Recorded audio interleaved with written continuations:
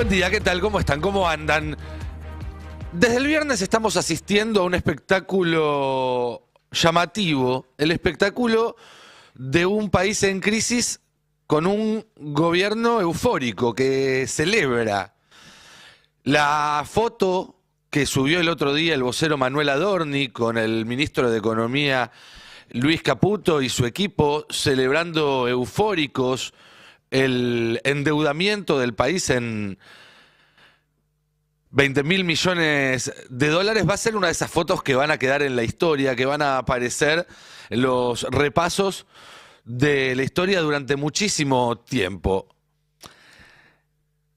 El lunes por la noche Milei dio esa larguísima entrevista con Alejandro Fantino, donde también se mostró eufórico y hasta se animó a dedicarle un cantito a los mandriles, aquellos que estaban advirtiendo que el gobierno iba a hacer exactamente lo que hizo y que, insisto, no fue una buena noticia. Y sin embargo, este era el ánimo del gobierno. ¿El mundial? ¿Eh? Sí, ponele. Qué locura. Yo no puedo. ¿La sabés la canción? No, para que me la cante, pero la tenés. Y sí la aprendí. Mandril, Decime que se siente que el cepo llegó a su final.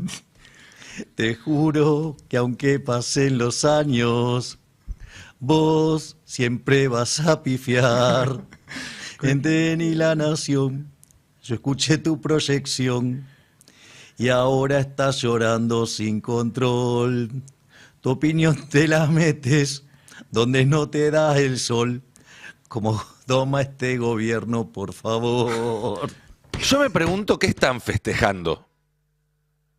Ayer también salieron en las redes sociales Santiago Caputo a hablar de la mejor salida del cepo de la historia. Javier Lanari, el número 2 de la vocería de Adorni, también hablando de la mejor salida del cepo de la historia de la humanidad, con las mismas palabras, seguramente por casualidad o porque manejan un lenguaje muy limitado y no porque haya estado todo perfectamente coordinado. Insisto, ¿qué están festejando? ¿Qué es lo que están celebrando? El intendente de 3 de febrero, Diego Valenzuela, uno de los rostros más importantes de la Libertad Avanza en la provincia de Buenos Aires, lo explicaba en una nota, decía, salir del cepo es una gran audacia. Escuchémoslo. Creo que quizás el gran motivo de apoyo que Milei cumplió muchas de sus promesas, la gran mayoría y especialmente en lo económico, ¿no? Sin temores, con mucha valentía, pagando costos políticos, está poniendo orden en la economía. Hoy estamos en reactivación, que será heterogénea, pero está. Yo lo veo, yo no toco de oído, Cristina. Yo gobierno un municipio del conurbano y todos los bimestres la recaudación de la tasa municipal de seguridad e higiene es mejor que el bimestre anterior. Y esto le pasa a la mayoría. O sea, hay reactivación. Está mejorando el poder adquisitivo porque el salario le va ganando a poco a la inflación. Vamos a ver ahora estos meses con la salida del cepo, pero la salida del cepo es una gran audacia porque muchos decían... Bueno, dos cosas sobre esto que dice Valenzuela. Por un lado, los datos que da que durante este pase vamos a ir desmintiendo porque el consumo sigue cayendo, porque los salarios no están en un buen nivel, más allá de que el gobierno viene insistiendo con eso y en un rato Diego Genún nos va a dar detalles de esos números de empleo también y de salarios. Pero me hizo acordar cuando Valenzuela dice salir del cepo es una gran audacia. Y me hizo acordar esa frase de Néstor Kirchner cuando decía, bueno, ¿valiente con quién? ¿Audaz con quién? Y acá vemos una vez más a la derecha siendo audaz con los que menos tienen. Porque la verdad es que la salida del cepo le pegó a los que menos tienen porque impactó directamente en los precios, más allá de que el gobierno quiere instalar lo contrario. El equipo del Destape salió a la calle a hacer un informe donde los comerciantes y la gente va contando cómo en los últimos días se aceleró una suba de precios que ya venía de antes. Veámoslo. Dame cómo viene el tema de las listas de precios de insumos. La semana pasada hubo un pequeño aumento. ¿De cuánto estamos hablando en promedio? 5, 10% según el proveedor. Más que nada en lo que es comida para perros. Eso sí, aumentó un poco. En alimento para perros. En alimento para perros, exacto. Esta semana y la semana anterior sí aumentó, bueno, los huevos, como se sabe. Nosotros usamos patamulo para los ravioles de pollo y verdura. También aumentó eso. Las verduras, la selga que usamos para los ravioles. Poner un promedio 20%, sí, un promedio de eso. Sí, a poco venía aumentando un puchito todos los meses, pero este fue como de golpe un 20% más. Hay aumentos, por ejemplo, la empresa Vital Cross de un 8 a un 14 va a dar de aumento, después laboratorios de medicamentos tenés de un 8, un 5 a un 10% de aumento y bueno, así es sucesivamente. Pipeta, antibióticos, medicamentos. Los aumentos vinieron ya desde el mes de marzo, los primeros días de marzo, con un aumento bastante elevado, como así también marcó el INDEC, ¿no? Y la primera semana de abril fue también el último aumento que hubo, de un 4, un 5, un 6%. Y la mayoría está con los mismos precios, excepto los que trabajan con insumos importados que ajustaron entre un 5 y un 10%.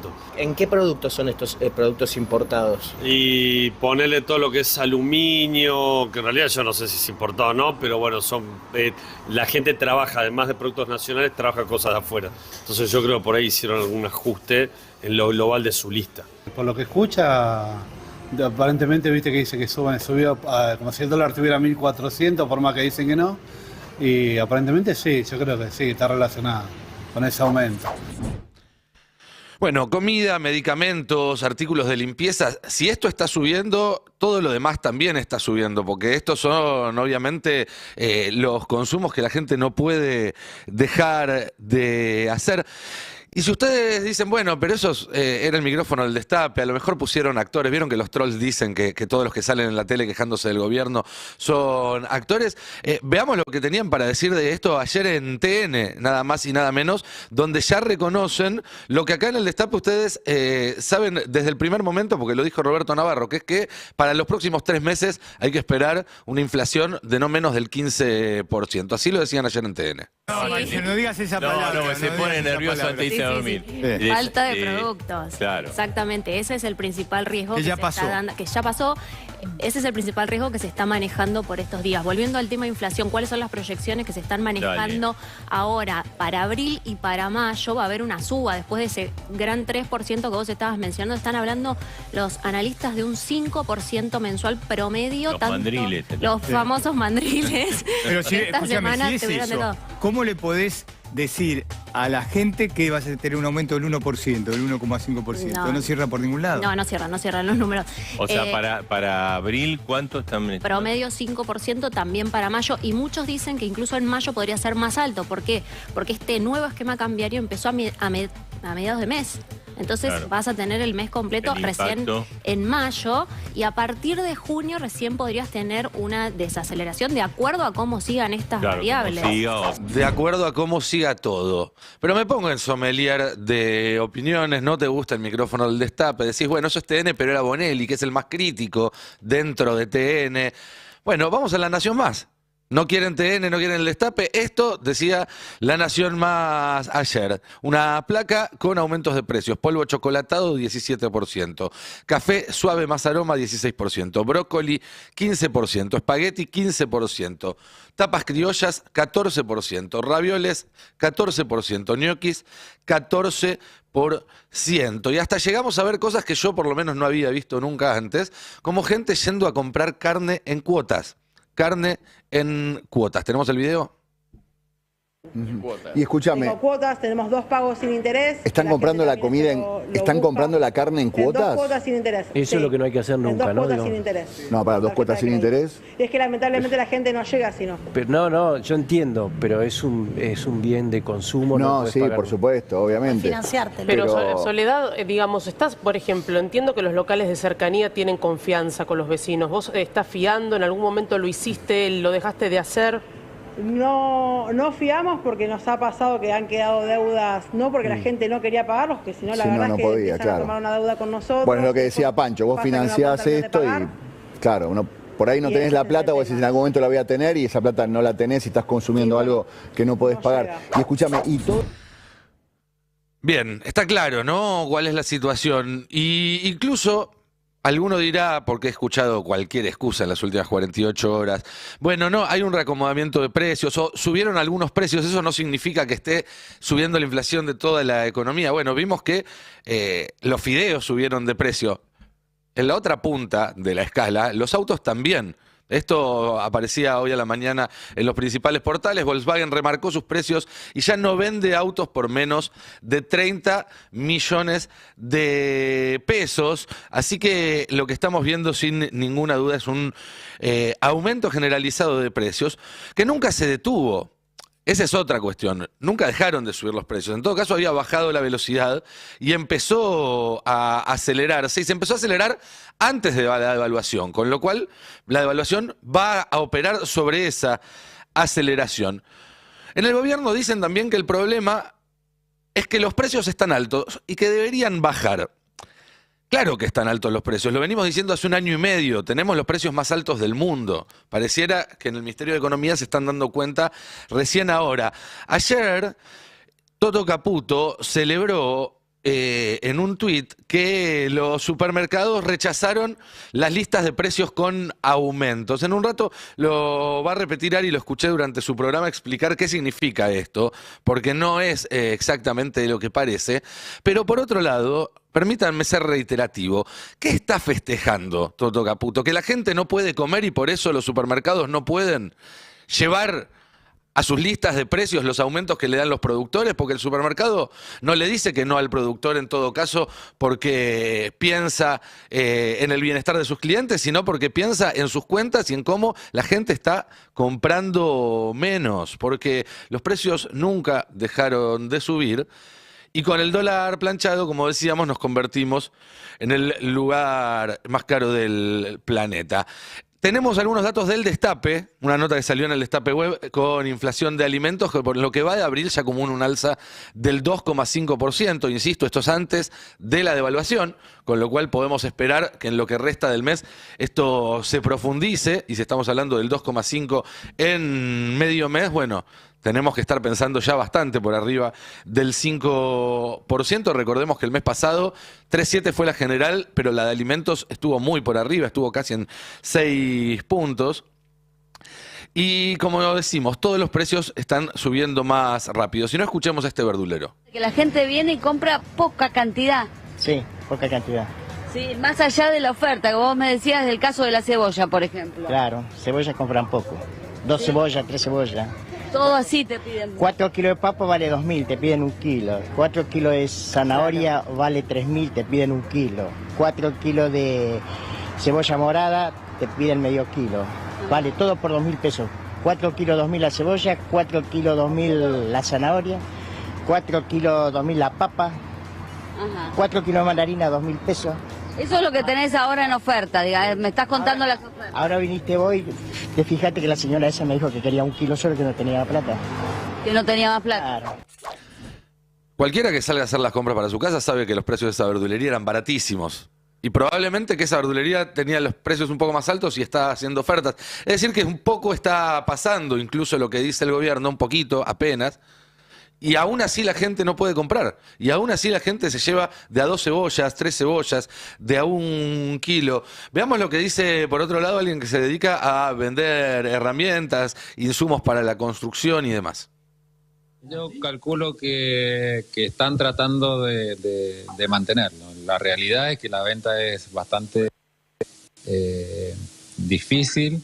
No hay mucha venta, no había mucha venta. Y bueno, no es momento para volverse loco con precios ni aumentar porque sí, nada más.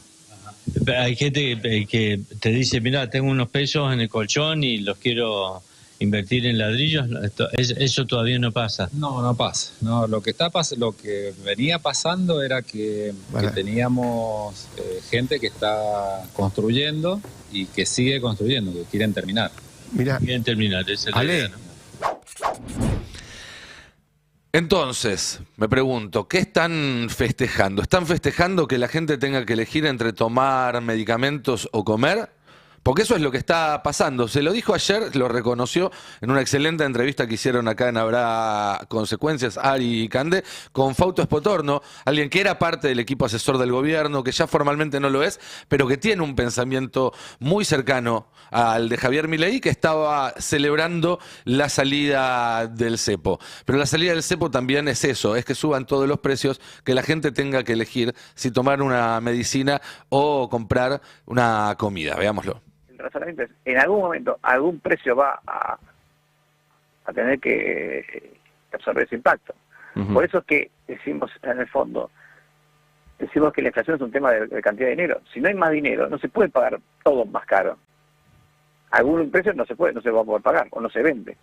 Y ahí cuando no se vende, veremos qué hace el productor de fibra. Por ahí, si solamente gastas en alimentos y medicamentos, y por ahí le das prioridad a los medicamentos y comes menos, qué sé yo, ponele. Igual, el de fibra no venderá. Usted se da cuenta de lo que acaba de decir, ¿no? No. A ver qué acabo de decir. Porque te lo voy a explicar para que... Usted acaba de decir que si tiene que comprar los medicamentos, come menos. O sea, ¿estamos hablando de esas cosas? Hiperhipotético. Bueno, no es un caso hipotético. Sucede todos los días en la Argentina, en miles o millones de hogares. Eso es lo que está sucediendo. Pero lo peor es que lo que dice Espotorno en algún punto es cierto. Para este gobierno, el ancla sos vos.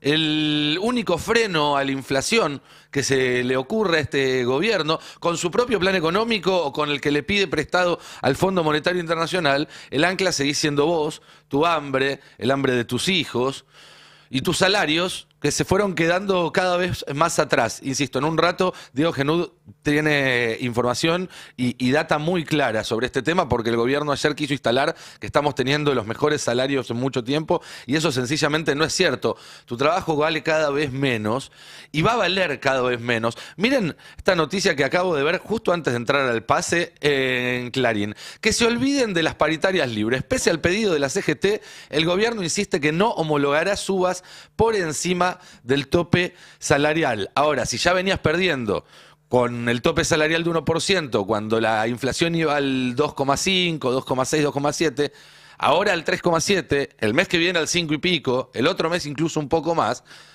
Bueno, me parece que lo que estamos viendo es que el gobierno le está poniendo un cepo a los salarios. Le está poniendo un cepo al valor del trabajo de los argentinos, y ese cepo no lo va a sacar porque, insisto, justamente es lo único que evita que todo vuele por los aires. Pero ¿cuál es el resultado de eso? Bueno, que vivimos con la inflación de Venezuela, los salarios de Bangladesh y los precios de Luxemburgo. ¿Es eso lo que están festejando? Se vienen semanas y meses de muchísima tensión social, porque los sindicatos no van a aceptar esto y porque la gente no está pudiendo comprar ni lo mínimo. Va a haber más protestas, va a haber más huelgas, va a haber más marchas, porque a la gente no le está alcanzando ni para comer. Este mes volvió a caer el consumo, 5,4, que es mucho, contra marzo del año pasado, que veníamos del peor verano de la historia probablemente y de la mega devaluación de Javier Milei. Esto lo decían ayer en A24. ¿Cómo estás, Pablo? ¿Me escuchan bien? Sí, te escuchamos bien. Contame, ¿a ustedes qué les dio el consumo marzo contra marzo?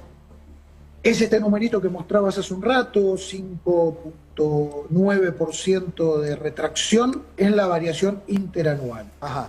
Esto quiere decir que 5,4, perdón. 5,4, ahí está.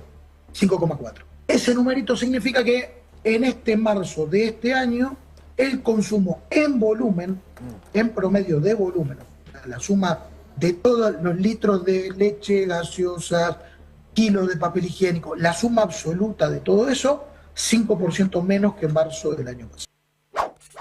Eso están festejando aparentemente en el gobierno. O si no, escuchemos el testimonio de este jubilado que ayer hacía fila junto con otras cientos de personas para recibir un plato de comida de un comedor que ya no recibe además ningún tipo de apoyo del gobierno nacional. Y estamos acá después de 30 años de laburo. Gracias a Dios que tenemos esto, gracias a Dios que nos dan de comer. Pero 30 años de laburo, loco, 30 años laburando y mirá, no me da vergüenza, no me da vergüenza, pero ¿a vos te parece? La verdad que es durísimo. ¿Usted viene los 3 días de la semana aquí? No te digo que vengo los 3 días, cuando puedo no vengo porque hay gente más necesitada que yo, pero que venir vengo. Si usted no viene alguno de esos días, ¿no tiene para comer? No, hay días que no. ¿De qué vive? Y soy jubilado, trato de mantener, vendo cositas, lo que puedo. Bueno, este jubilado tiene más responsabilidad y solidaridad que cualquier funcionario del gobierno. Cuando dice, bueno, si veo que tengo algo, un pucho para comer, no vengo porque sé que alguien lo necesita más que yo. Lo peor de todo es que el gobierno ya está avisando cuál va a ser la respuesta cuando la gente empiece a hacer algo. ¿Se acuerdan que el propio Milei dijo, la gente no se va a morir de algo, no se va a morir de hambre, va a hacer algo antes? Bueno, ese algo en principio es protestar. Y cuando protestan, el gobierno los va a despedir. Esta es una noticia de ayer. Se trata de 117 trabajadores del sindicato de peajes que fueron despedidos por una huelga, por haber participado de una huelga. Imagínense, si el Estado despide trabajadores por haber participado en una huelga, lo que va a hacer cualquier empresa privada, que va a sentir eso como una luz verde, por supuesto, para hacer lo propio. Y además, una vez que te despidan, cuando salgas a protestar te van a cagar a palos, como sucedió ayer nuevamente con los jubilados, algo que ya lamentablemente se está volviendo una tradición de los miércoles, ¿no es cierto, Fero Soriano? ¿Qué tal, Nico? Buen día. Sí, efectivamente, es así, es triste llamarlo tradición, pero es la tradición de los miércoles de los jubilados y las cagadas a palo de los policías. De hecho, ayer ocurrió estrictamente eso en una marcha que no se preveía. ¿Se escucha bien? Sí, ¿no? Yo sí. Tengo, ahí está, tengo el retorno bajito, perdón. En una marcha que no se preveía potencialmente, para usar términos bullrichistas, peligrosa, porque venía... No tenía ninguna convocatoria por encima, digamos. Claro, ¿no? Veníamos de 2 o 3, de una seguidilla... de una seguidilla de marchas que venían siendo más multitudinarias. La de ayer no lo fue y sin embargo la policía... De hecho, los jubilados aplicaron la creatividad para evitar una represión innecesaria, que siempre es innecesaria. Entonces empezaron a cortar la calle cuando el semáforo se ponía en rojo. Claro. Sin embargo, bueno, la policía reprimió igual. Vamos a hacer un repaso de algunas de las situaciones indignantes que volvimos a ver ayer. Por ejemplo, la del tape 10. ¿Cómo se llevan 10 policías detenidos a un jubilado? Decime si necesitan tener 10 policías para llevarse a un jubilado.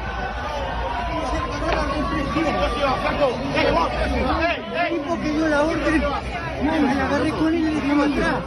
Estaba al lado mío, estaba morfando. No parece ser una persona peligrosa, ni en actitud violenta. No, de hecho, se lo puede ver ahí caminando, para quienes no nos están siguiendo por YouTube, caminando rodeado de, por un lado, periodistas y por el otro lado, una decena de agentes de la Policía Federal Argentina, que ahora te voy a contar el tema de los gastos que implican este tipo de represiones.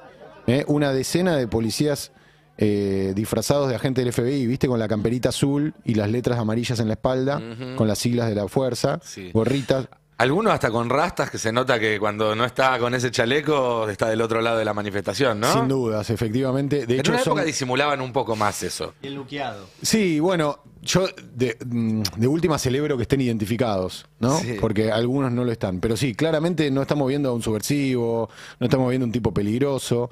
De hecho, creo que con 2 hombres fornidos y jóvenes podían haber acompañado a este hombre no sé a dónde lo llevaron, esperamos que esté bien.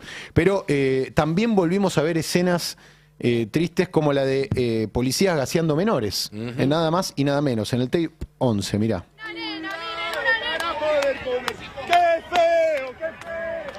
Vemos cómo se llevan parece una chica muy chica, ¿no? No se le llega a ver el rostro, está de espaldas, pero claramente es una persona...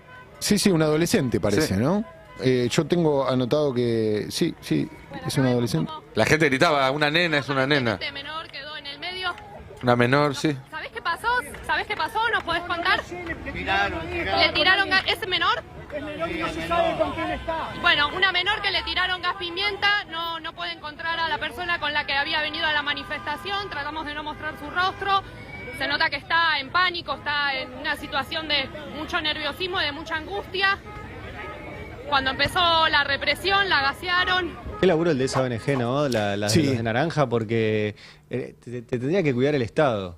Y te Bueno, cuida pero una ONG que ahora no me acuerdo el nombre, se llama CEPA las siglas. Sí, no me vos acuerdo que... lo entrevistaste cuando ocurrió aquel episodio con el infiltrado, ¿te acordás? Sí, de Iván Chan, que decía que pertenecía ahí. No, pero qué tremendo que la propia sociedad civil tenga que cuidar a la sociedad civil cuando el Estado te pega. Claro, porque vos decís, el Estado debería estar cuidándote. No, en este caso el Estado está para darte palos en la cabeza. Y no importa si sos jubilado, no importa si sos menor, no importa si estás trabajando ahí, porque ayer hubo un montón de camarógrafos, asistentes, fotógrafos que salieron lastimados. Lo recuerdo al excelente fotógrafo Rodrigo Abd, o ABD, que ayer estaba... Cubrió todas las guerras del mundo. Sí, cubrió todas las guerras del mundo. Es el número uno. Probablemente uno de los mejores fotoreporteros del mundo realmente. Sí. Y ayer estaba ahí pidiendo asistencia a estos voluntarios.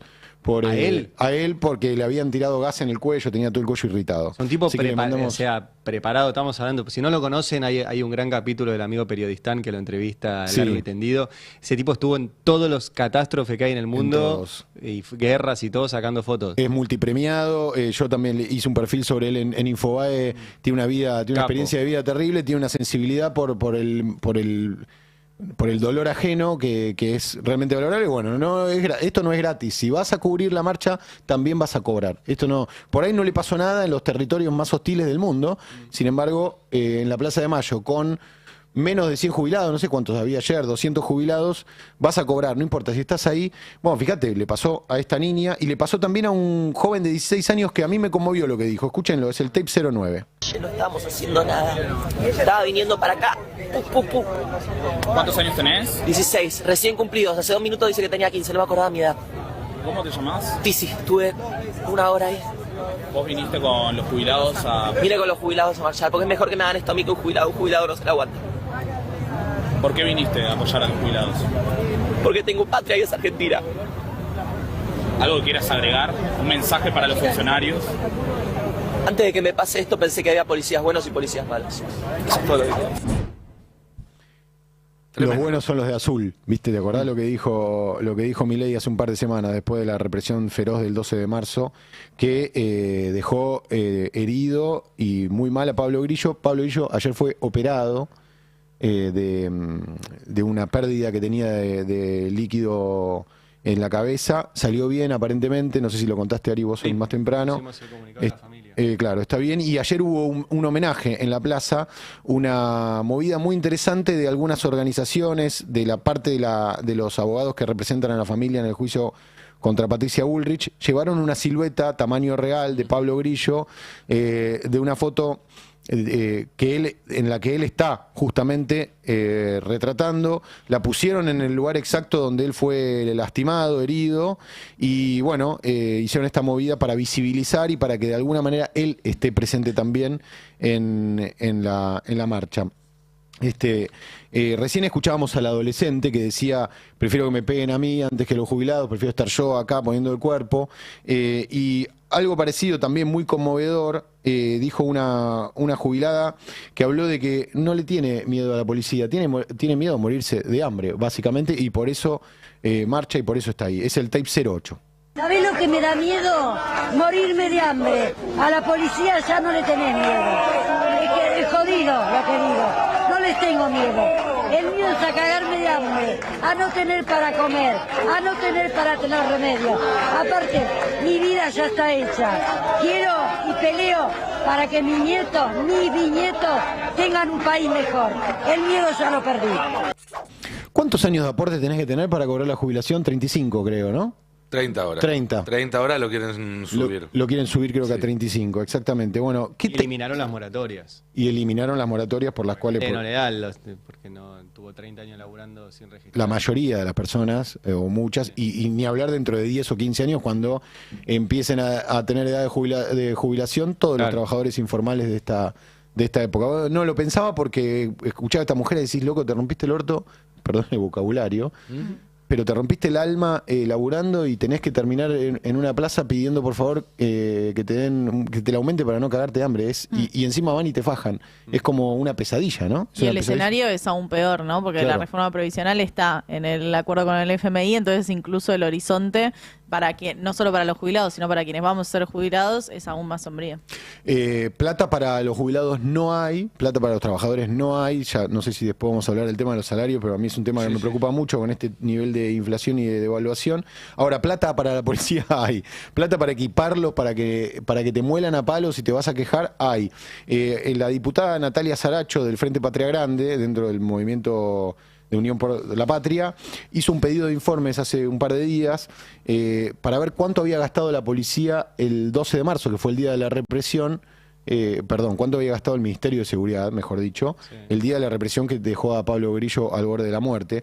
Bueno, la respuesta del pedido de información pública fue parcial, pero porque le dijeron que parte del gasto está dentro del presupuesto, entonces no se puede informar, pero sí le dijeron cuánto habían gastado en combustible y en equipos de apoyo, que no sé qué quiere decir, ni lo explicaron, equipos de apoyo, pero solo en combustible gastaron casi 79 millones de pesos para las 4 fuerzas federales. Es decir, esto solo para poner en nafta a la motorizada. a la motoneta que después $70.000. Es un montón de nafta. ¿Cuántas?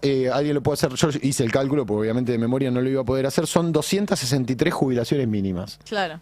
Y es un número menor en relación a todo lo que se gasta. 78.000 litros de nafta. Sí, claro.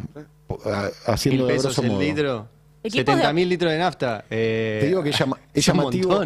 Además es llamativo porque en el desglose de los gastos que le pasan a Saracho, las 3 fuerzas, o sea, Prefectura y Gendarmería gastaron alrededor de 400.000 pesos. Pero la Policía Federal gastó cerca de 17 millones de pesos, no sé cuántos. Claro. Ahí hay que ver si no hubo un facturín de más, ¿no? ¿Ha visto un billetín por ahí? Claro, son quizás un pago... Bono. Un bono en negro. Bono represivo. El bono represivo. El Bore. Un bono Barrani. ¿Y equipo de apoyo que es tipo el gas pimienta, ponele? No, porque eso va dentro de lo Cobani y Barrani. No, eso ya está en el presupuesto. Eso está dentro del presupuesto. De hecho, tenemos algunas placas para refrescar, porque estas las difundimos también hace un par de meses, que había sido un pedido de información que había hecho Miriam Bregman, respecto de cuánto se gasta en la represión. Tenemos uno de, perdón la prolijidad que estoy viendo acá, estoy medio chicato. O sea, se gastaron más que los jubilados que están ahí. Sí, claro, exactamente, eso es lo que queríamos decir. Ayer no debe haber habido más de 200, 300 jubilados, y lo que gastaron en nafta el 12 de marzo, porque la fecha es del 12 de marzo. Y ahora el gobierno te podría decir, pero si hay 5 millones de jubilados y van 150, ¿no ves que no está tan mal y que no se quejan? Y decís, no, amigos, primero porque están en todo el país. Segundo, porque se tiene que movilizar hasta ahí, que ya es un gasto. Tercero, si van y los cagan a palo, lo piensan antes de ir. Y cuarto, para ir y estar solos, sin que los acompañe ni la dirigencia política, ni sindical, ni social, que van una vez cuando se les canta, está bien, es cierto, van poquitos, pero no significa que el resto estén bien. Ayer el diputado Alejandro Vilca, siempre son los diputados de la izquierda los que están ahí poniendo el cuerpo, y ayer literalmente Vilca puso el cuerpo porque terminó recibiendo directamente en la cara gases, tuvo que ser atendido, era muy fuerte, hospitalizado, no sé si lo tenés o no, pero no lo traje porque era una de las tantas imágenes. Lo comentamos lo tenía para por acá comentar, y porque además hace unos años, cuando la policía le tiraba gas en la cara a un diputado, era noticia. Yo me acuerdo noviembre de 2017, la gran represión de la reforma jubilatoria de Macri, que es la primera vez que yo recuerdo policías tirándole gases a diputados. En ese momento fueron Leo Grosso, creo que Mayra Mendoza estaba también y algunos diputados más. Hoy ya ni siquiera es noticia. Ayer gasearon a muchos jubilados y a un diputado, y ya pasaba a ser parte de lo aceptable. Sí, igual son jubilados, diputados, son todos seres todo lo humanos. Que se ponga adelante. Yo lo que digo, la validación social de la violencia de Estado no la justifica, No, claro. Hay una idea ahora flotando de que la sociedad avala la represión. Y me chupa un huevo. O sea, digo, para es falso sencillo, y además si fuera cierto, pero no si importa. fuese cierto me chupa un huevo. No importa, ¿qué me importa? claro, que la sociedad ahora se haya vuelto fanática de la represión. Pero además si estamos nosotros 6 acá en contra de la represión, ya no es la sociedad. Por eso, pero quiero ser enfático en esto, porque el gobierno valida todas sus acciones con la idea de que es el viento de época, que la sociedad convalida y que eventualmente incluso puede llegar a convalidar las elecciones, no lo sé. Hace unos años eso no era me populismo, importa, ¿no? Digamos, en términos personales, incluso como parte de un colectivo un poquito más amplio de personas que más o menos opinamos lo mismo, ¿qué me importa? ¿O acaso abuelas y madres vieron si había validación social para iniciar una lucha que derivó en que la Argentina fuese el único país de América Latina sin impunidad con a los genocidas? La verdad, no me importa si la sociedad argentina ahora se ha vuelto fanática de la represión. Igual, más la verdad, allá no es un factor, pero quiero ser enfático en esto, porque hay muchos diputados que se suben arriba de esa olita para ver si sacan la ventajita electoral de turno. O diputados, digo, están los diputados que estaban ayer y están los que no estaban ayer y no estuvieron nunca. Y levantaron la manito para avalar lo que pasó ayer. Bueno, el discurso del gobierno básicamente es pusimos orden, no hay más piquetes, y eso va en relación con lo que está pasando los miércoles en la plaza. Ahora, ya que seamos nosotros 6 en contra de una represión, y hay probablemente mucha otra gente, invalida... pero aunque sea una minoría, ¿qué importa? No, por supuesto. Sí, o sea, pero si está mal, más que especular, que está mal, ¿qué ahora, importa? Más que especular sobre la valoración social que hay de la represión, que insisto, es algo muy amplio, siempre hubo gente a favor, va a haber gente que va a estar en contra, no importa qué, y hay gente a lo mejor en el medio que no le importa tanto. Pero sí me parece un fenómeno más concreto que le tiren gas pimienta en la cara todos los miércoles a los jubilados y eso ya ni siquiera sea parte de la agenda de medios que levantan a los jubilados cada vez que necesitan indignarse por algo, porque son los primeros en levantar a los jubilados. No lo es por la misma razón que no era un escándalo en los tiempos de, no sé, el gobierno de Carlos Menem, cuando en el primer menemismo el gobierno brillaba y todo Tampoco era fiesta y champán. Tampoco lo es para la dirigencia política. Por eso. Claro. O sea, Después cambia el clima de época y aparecen los que surgen, si es que aparecen, yo quiero ver si eso ocurre, los que surgen o resurgen como representación de la decepción. Pero bueno, eso lleva un tiempo. En el aquí y ahora, insisto, lo que está contando Fero es un retrato de la urgencia de frenar el daño. Urgencia y orfandad, ¿no? Además, adentro estaba Guillermo Francos. Claro, todo esto ocurría mientras Guillermo Franco estaba ahí zaraseando abajo de la cúpula del Congreso. Retomo un poco con los costos, porque por otra parte, este es un gobierno inhumano, que lo escuchamos a Espotorno con Ari y con Cande decir, bueno, esto es un Excel. Esto más o menos, vos no sos una persona, sos un Excel, así que si no podés comprar un medicamento, vas a comprar comida, y si no querés comprar comida, te podés medicar. Ahora bien, hablando de gastos, toda la represión tiene un gasto, que es algo que este gobierno, los gobiernos de derecha usualmente ponen por encima de cualquier otra cosa. Bueno, mirá la placa 04, lo que cuesta el gas pimienta con el que la otra vez, acá estamos viendo en imágenes, esta es que debe ser una de las secuencias más indignantes del año, que es cuando le pegaron a Beatriz Blanco, la jubilada de 87 años. Bueno, 250.000 cada cartuchito de gas pimienta, 250.000 pesos, más o menos una jubilación mínima. Es lo que cuesta cada cartuchito de gas pimienta.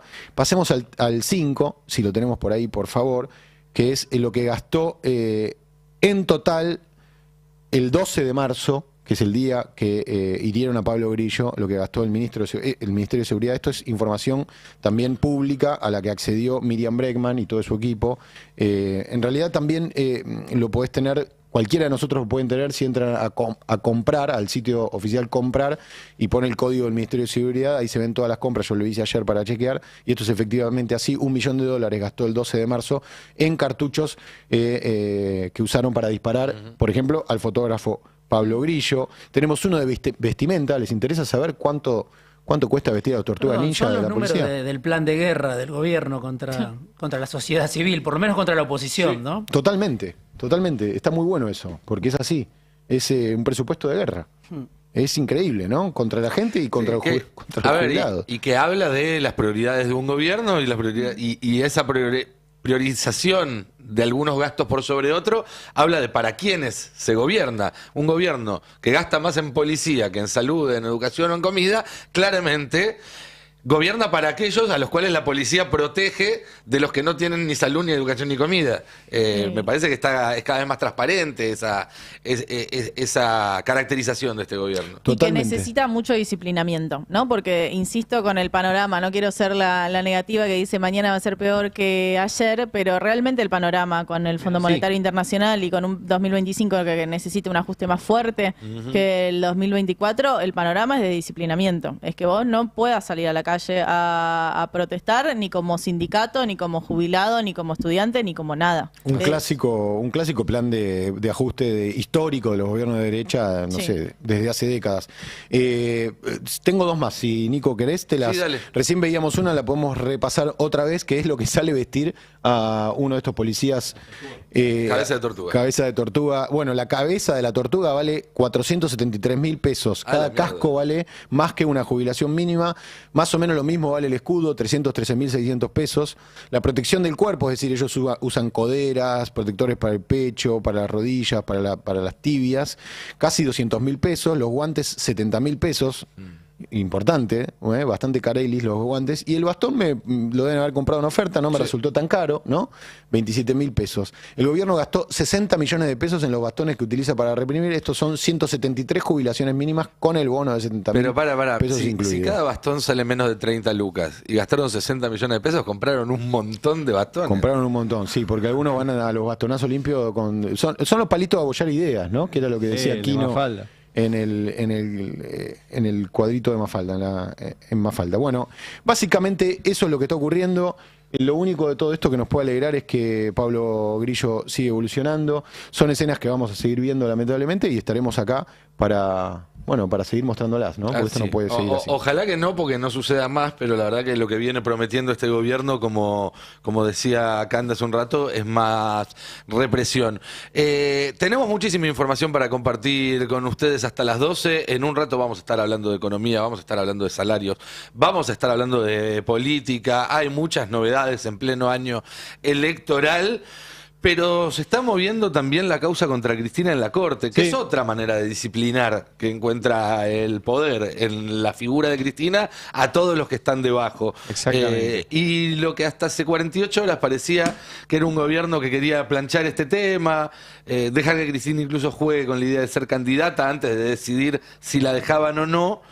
Ahora parece haber cambiado de viento. De hecho, es gracioso porque vi ayer un meme que era el mismo diario que un día decía está planchadísimo la causa contra Cristina, al día siguiente decía se reactivó. Estaba apretando. El diario de la Nación publicó la causa de Cristina no se mueve y en menos de 44 horas la causa de Cristina se movió. Igual voy a hacer uso de hablo yo y paso un tren, ¿eh? Sí, claro, hablo yo y paso un tren. claro. Dije el otro día, ustedes decían, no, pero no va a pasar nada la causa de Cristina y yo les dije acá, ¿o no? Sí. Sí, Ojo. sí. No. ¿Viste? Yo me acuerdo. Gracias. Hablo yo y paso un tren. Efectivamente, para que se entienda, la Corte ayer, ¿qué hizo? Le pidió su opinión al Procurador General de la Nación interino. Recuerdo que es interino, hace más de 7 años que tenemos un procurador interino. Es el jefe de los fiscales, ¿no? El jefe de los fiscales. Lo cual está bien lo que hizo la Corte en términos procesales, que es decir, como los fiscales en la causa opinaron, y no solo opinaron, recuerden que el fiscal Luciani pidió 12 años de prisión. A Cristina le dieron 6. Entonces el fiscal Luciani apeló. El jefe, el que está por arriba de Luciani es el fiscal Mario Villar, en la Cámara de Casación. La Cámara de Casación confirmó 6 años y Villar dijo, no, yo quiero 12 también. Entonces apeló también. Y la Corte recibió tanto los planteos de Cristina, que dice tengo que tener 0, como los de Villar, que dice tiene que tener 12. Y tiene una condena por 6. Bueno, como intervinieron los fiscales, la Corte le manda al jefe de los fiscales, que es el procurador interino Casal, para que opine. El procurador de Macri. Claro. ¿O no? Del tiempo de Macri. Del tiempo de Macri. A ver, sí, no. La procuradora era Alejandra Gil Carbó, votada por el Senado. La ley de Ministerio Público dice que ante la vacancia de un procurador asume el procurador ante la Corte más antiguo y efectivamente era Casal. Ahora, nunca dice que se puede quedar 7 años y pico y por siempre y hasta que se le cante. Y estamos en esta situación tan insólita que no hay procurador, no hay defensor del pueblo, no hay un montón de cargos, no hay jueces en la Corte, no hay jueces en los tribunales, digamos. El Poder Judicial está en esa situación de anomia tremenda. Pero sí, viene de la época de Macri y quedó. Era como era una joda y quedó Casal. Y lo más probable es que Casal sostenga lo que dijeron tanto Luciani como Villar, porque hay un principio de unidad o de congruencia en el Ministerio Público Fiscal, a diferencia de los jueces. Hay una única política criminal en el Ministerio Público Fiscal, y más ahora cuando se aplique el Código Acusatorio, donde los fiscales pasan a tener, digamos, otro rol en las causas judiciales, que es investigar y llevarlas adelante. Entonces, no puede un fiscal decir una cosa y su fiscal superior decir totalmente lo contrario. ¿Por qué digo esto? Esperemos a ver qué dice Casal, pero es muy probable que Casal sostenga el pedido de 12 años de prisión a Cristina, como hicieron Luciani y Villar. Gran paréntesis. Luciani era el tipo que jugaba al fútbol con uno de los jueces que estaba en el tribunal, que era Rodrigo Jiménez Uriburu, que incluso llevaba el mate, perdón que te saco el mate, pero el mate del equipo en el que jugaban al juicio, el Liverpool con el loguito acá, mientras todo esto se conocía, que jugaban al fútbol también en el mismo equipo ataja Mariano Llorens, que es el actual presidente de la Cámara Federal de Comodoro Pi, y los tres jugaban en la quinta de Macri, que es el que armó la causa, que fue revisada después por otros dos jueces, Borinsky y Hornos, en la Cámara de Casación, que también se reunían con Macri. En el caso de Borinsky figura jugando al pádel y al tenis, pero da un poco lo mismo. Digo, ese es todo el derrotero de la causa. Y a Mario Villar, que es el que también hizo, también lo nombró Macri como fiscal ante la Cámara de Casación. ¿Te puedo hacer una pregunta, Ari? Sí. El proceso indica que ahora que le envían el expediente al procurador, ¿hay un tiempo determinado para que el procurador devuelva? No, la Corte no tiene plazos y el procurador no tiene plazos. Okay. La otra cuestión es por qué le mandaron solo la parte de los fiscales y no la parte de Cristina. ¿Sí? Porque el fiscal pidió 12 y Cristina pidió 0. Le mandaron solo que opine sobre lo que pidió el fiscal. No le dijeron opinar sobre la defensa de Cristina. Eso también es un dato. La Corte puede hacer eso. O sea, la Corte puede mandarle solamente la parte del fiscal. Ya que se lo haya mandado, indica, por lo menos con la gente que hablé, que la Corte no va a resolver esto por artículo 280. O sea que se va a embarrar un poquito para resolver esto. ¿Qué quiere decir artículo 280? El artículo 280 es que resuelve sin justificarlo. O sea, dice que no voy a opinar sobre esto y queda firme la decisión anterior. Queda firme como está, y que quedarían 6 años de prisión contra Cristina. Eso hizo con el caso Vudú, por ejemplo. Cuando llegó el caso Vudú a la Corte dijo queda como está y no explicó por qué Vudú terminó en cana, acusado de robarse una fábrica de dinero, con el testimonio de un tipo al cual Macri, también, vamos, siempre somos los mismos, le puso un hotel en Mendoza a cambio de ese testimonio. Eso es muy mal pensado. O sea que... No, figura así en el expediente, no lo digo, no es un dato. En el expediente dice, le pagamos... Estoy siendo irónico, por la duda. Esto está publicado, si quieren lo podemos mostrar otro día. En el expediente de este tipo de Van der Broele dice, se le paga tanta guita a Van der Broele porque ya se logró la condena contra Amado Vudú. Está escrito en su expediente. Nosotros simplemente conseguimos el expediente. Bueno, lo concreto es que la Corte dice este movimiento. ¿Tenía que hacerlo? No. La Corte puede tomar un caso al día siguiente, al año, a los 10 años, a los 20 años, no tratarlo nunca. Y lo mismo el procurador Casal. Casal es un bicho distinto que la Corte. Casal es un bicho del Poder Judicial, conservador, que sostiene los recursos de sus subalternos y que no tiende a ser... Voy a tratar de decirlo bien, pero lo correcto en términos procesales y judiciales en un expediente. Por ejemplo, en el caso Macri, Casal no le dio la razón a Macri en el caso Correo. Nunca. Casal siempre dijo que las cosas que planteaba Macri en Correo no eran legales. Después la Corte hizo lo contrario, porque el dictamen de Casal no es obligatorio. Pero Casal muchas veces ha hecho, porque es muy conservador, no ha jugado a la política como juegan los miembros de la Corte. La Corte va a resolver esto políticamente cuando quiera. Ahora va a esperar la respuesta de Casal. Casal puede responder mañana, puede responder dentro de un año. Tampoco tiene tiempos. Yo supongo que no va a ser muy largo y le va a devolver la pelota a la Corte, porque la Corte con esto también le tiró algo caliente. Dijo, ahora se te cargo vos si Cristina es candidata o no. A Casal. Bueno, Casal es muy probable que lo devuelva dentro de un plazo razonable. ¿Hay alguna chance de que Casal lo planche hasta el año que viene, por ejemplo? Casal puede hacer lo que quiera. No tiene tiempos. Okay. O sea, el procurador ante la Corte, excepto que la Corte le pida específicamente devolverme este expediente rápido porque tengo que resolver y no se lo pidió así, Casal puede demorar esto lo que quiera. Pero hago esta salvedad. Casal es un bicho distinto, no por ahí el entorno de Casal, pero Casal es un tipo bastante más legalista que los otros. Por eso, pensando en un Casal que no le gusta meterse tanto en política, embarrarse tanto las zapatillas, me imagino o que lo devuelve esta semana o que espera hasta después de las elecciones, pero que no va a ser alguien que va a jugar O no pareciera a priori que fuera alguien que 2 semanas antes de las elecciones vaya a salirte con un dictamen. Casal tributa a Macri igual, ¿eh? O sea que... y forma parte de ese dispositivo. De hecho, fue erigido como suplente, no. Como pero era porque él tenía mayor antigüedad. Era el fiscal ante la Corte más antiguo. A ver, lo que hizo Casal es no contrariar a Macri, pero no obedecer todas las órdenes de Macri. Es como un... Juega ahí en el medio, a ver, sí, cuando Macri pidió cambiar al fiscal penal en el caso Correo, lo cambiaron, ¿sí? A favor de Macri. Cuando empezaron a perseguir a la fiscala Gabriela Boquín, abrió el expediente, la mantuvo presionada, pero no la sancionó y no la sacó. Yo me refiero, más allá de los intereses particulares de Macri, a ese dispositivo de control judicial. Bueno, el caso Correo no falló a favor de Macri. No dictaminó, perdón, a favor de Macri. No, pero por eso, a ese dispositivo donde la figura más relevante a veces no es Macri, es Angelici. O sea, depende el caso o el caso particular. Hay un joystick en particular, pero es un dispositivo, me refiero al dispositivo.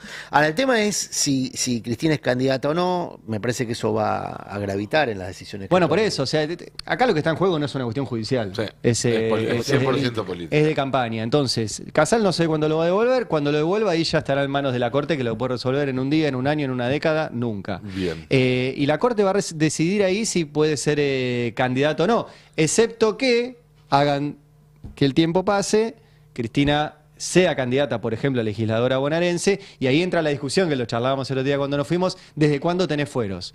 ¿Desde que integrás una lista, desde el día que te eligen o desde el día que asumís el cargo? Ahí entran las discusiones, ya ahí sí hay varias bibliotecas. Si es desde... Todas desembocan en la Corte Suprema. Todas las bibliotecas a la larga terminan desembocando. Sí, ahí interviene bastante la Cámara Nacional Electoral, pero sí, finalmente termina en la Corte. Hay un antecedente que es el antecedente Menem. Entonces, obligarla a Cristina a pedirle el antecedente de Menem. Todo esto es una barbaridad. No sé si tengo que aclarar que Cristina es inocente y que toda esta causa es ridícula y están... siempre el ejemplo es buenísimo. O sea, denuncian que hay un muerto, entonces denuncian que lo mató Diego, y después el muerto aparece caminando. Diego, el día que supuestamente lo mataron, estaba en China, y el tipo está vivito y coleando y bien de salud y gana un triatlón, ¿entendés? Y lo condenan igual a Diego. O sea, la causa es eso. Dicen, Cristina le regaló plata a Lázaro Báez para que haga unas rutas que no existen. Y las rutas están... Y la plata no hubo, nunca demostraron un sobreprecio. No pasó por la Casa Rosada, y ni siquiera pasó por Cristina. Provincia. Y Cristina tiene una condena de 6 años. Vos decís, ¿tiene lógica? No tiene lógica. Es una locura. Es la única que lograron finalmente hacer esto. Ahora, esta es la parte mía analítica. Lo concreto es que Cristina puede ir en cana en medio de un proceso electoral, o pueden dejar que tenga fueros y ahí decir si amparan los fueros para no ir en cana. O sea, eso puede pasar. Está bien, está claro. Hace un rato hablaba, cuando comentaba al principio del programa que no se entiende qué está festejando el gobierno, mencionó un par de veces el tema salarios, porque hubo una polémica en las últimas horas. El gobierno salió a festejar, el equipo económico, a hablar de una recuperación del poder adquisitivo, del más alto, mucho tiempo, hablaron de B corta y demás. Y varios economistas salieron a plantear que no era tan así, y hay miradas que ofrecen una realidad más parecida a la que siente la gente cuando va a comprar, que definitivamente siente que no tiene el mejor salario en no sé cuánto tiempo.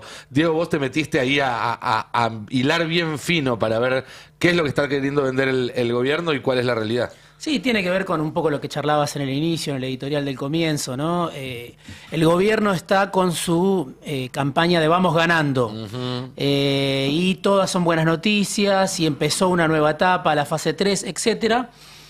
Como parte de esa fase 3, bueno, hoy el gobierno está diciendo que los salarios están en el punto más alto desde 2018. Hay un tuit de Luis Toto Caputo, que lo tenemos ahí en la placa 1, el salario real privado registrado está en el máximo nivel desde agosto de 2018. Es muy particular el mes que elige Caputo, porque un mes después lo echaron de una patada en el orto, como diría Fero.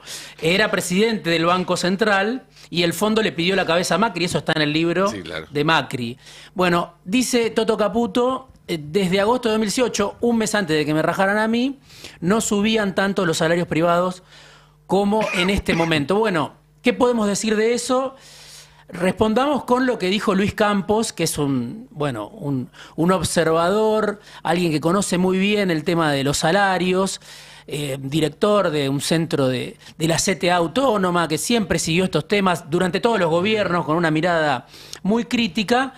Y ahí dice, bueno, chequeado se debatiría entre ponerle verdadero pero engañoso. La principal razón de la suba de salarios en el sector privado en los últimos meses parece haber sido el aumento de horas trabajadas, más ingreso por más trabajo. Bueno, y hace un hilo que fue muy comentado ayer en las redes sociales. Pará, me pongo medio fantinesco. Pará. Vos me estás diciendo que el cálculo de Toto Caputo no tiene en cuenta cuántas horas se desloma una persona para obtener el salario. No lo tiene en cuenta, y justamente ahí se ve en otro, creo que lo tenemos en la placa 3, se amplía un poco. En el segundo semestre de 2024, porque esos son los datos que toma Caputo, por eso es una foto vieja. Sí. Primero es un dato engañoso, como dice Luis Campos, pero por otro lado... Caputo, engañando. Sí, pero por otro lado estamos ya en otra pantalla, que es un poco lo que vos mencionabas al comienzo del programa y lo que se mostró también con el trabajo de la producción, ¿no? ¿Por qué es importante esto? Porque en el segundo semestre de 2024 crecieron fuerte las horas trabajadas por cada asalariado. Según datos del INDEC, aumentaron un 3,3% interanual en el tercer trimestre y un 5% en el cuarto trimestre. Bueno, a más horas de trabajo, más salario. ¿Por qué la gente trabaja más? Con Milei presidente. Porque no le alcanza. Exactamente. Bueno, ahí está la situación que hoy se está viviendo. Entonces, el gobierno, como parte de su microclima, el gobierno, como parte de su campaña del Vamos Ganando, dice, no solo salimos del cepo, no solo están cayendo los dólares, sino que además los salarios están volando. Bueno, son datos sesgados, engañosos, que no tienen en cuenta cómo hace gran parte de la población para conseguir, estamos hablando de salario privado registrado, ¿no? Después está el salario informal. O fuera el 60% de los laburantes. Totalmente, el empleo público, pero digamos, trabajador, es cierto que hubo un periodo del veranito de Milei, después del blanqueo, donde los salarios le ganaron a la inflación de los trabajadores registrados. Sí. Bueno, no al lugar ya con esa postal, es una postal del pasado, lo explica ahí Luis Campos. También hay, bueno, esto lo viene cubriendo muy bien el Destape, también en el portal hay una nota de Alan Longhi, que ahí la vemos. El gobierno niega una nueva disparada de inflación y rechaza discutir paritarias. Bueno, se niega a reabrir paritarias con la inflación del 3,7% de marzo, que también es una postal vieja. Y en la nota, bueno, Alan dice, ¿qué están diciendo hoy en la CGT? Se cerraron paritarias con un 1% de actualización mensual, cuando la inflación estaba yendo a una convergencia del 1%, cuando estaba en 2%, muchos sindicatos cerraron ya con el dato viejo a la baja. Permitieron un acuerdo del 1% cuando se sabía que esa inflación estaba por arriba. Pero ahora la inflación, dice un dirigente de la CGT, que cita a Alan en el Destape, se cuadruplicó con respecto a ese momento. Y el gobierno no quiere reabrir las paritarias. Escuchá también lo que decía Federico Pastrana, el tape 5. Esto lo están viendo todos los analistas. Así como mostrábamos, los economistas están viendo que la inflación va a un 5% y va a crecer.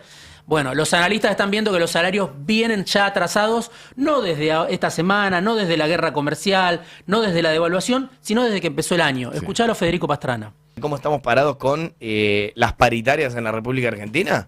Aún antes de las medidas que se tomaron el viernes, ya el salario real estaba bajando. ¿Por qué? Porque la inflación no bajaba más, sí, estaba prácticamente en un nivel estable en los últimos 5 meses, y el gobierno aprieta para una pauta salarial que cada vez es más baja y queda debajo de la inflación. Con lo cual, lo que nosotros destacamos ahí es algo que no se ve en los indicadores, o se empieza a ver recién hace un par de semanas, porque los indicadores salariales tienen un rezago de 3 meses. Entonces, vos decís, che, lo que ve el gobierno, lo que está festejando el gobierno, es una realidad de 2024, no la realidad de 2025. Claro. Bueno, bastante claro, ¿no? Lo que decía Pastrana en CNN. Él muestra que ya el sector público había perdido 15% hace 2 meses. Por debajo de noviembre de 2023 estaba 15% abajo el sector público, por ejemplo. Esto lo venía diciendo a fines de marzo Pastrana, y ahora con este tuit de Caputo repuso ese tuit para decir lo que ahí veíamos. Y también hay un informe reciente de la consultora CP, que es la que dirige Pastrana, que hoy dice, a fines de 2024 la mayoría de los 21 convenios analizados contenían aumentos por encima de la inflación. Hoy el 80% de los convenios colectivos de trabajo tienen rezago con respecto a la inflación. O sea, el 80% de los trabajadores sindicalizados, la aristocracia obrera, los que mejor ganan, están perdiendo con la inflación y el gobierno no quiere reabrir las paritarias. Esa es la pulseada que se viene.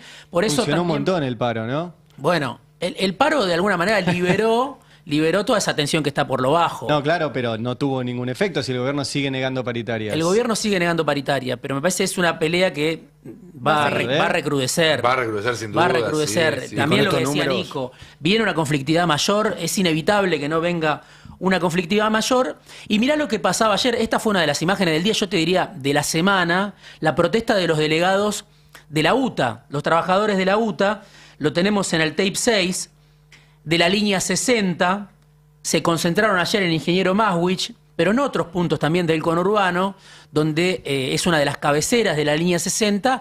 Y bueno, lo que decían los testimonios, la verdad que son impactantes porque laburan 10, 12 horas manejando un colectivo y ganan en mano 1 millón de pesos o menos. No les alcanza para vivir. Trabajadores sindicalizados representados por un sindicato poderoso. Que no quiso parar el...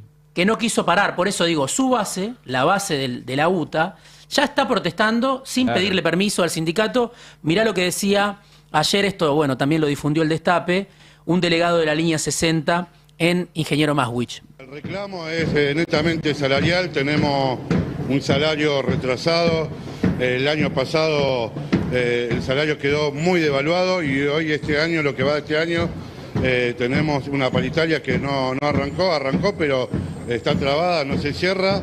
Y bueno, se sigue sumando una devaluación terrible, llegando a un piso salarial de 1.200.000 pesos brutos para el trabajador, 960.000 pesos netos, que no le alcanza a ninguna familia para vivir.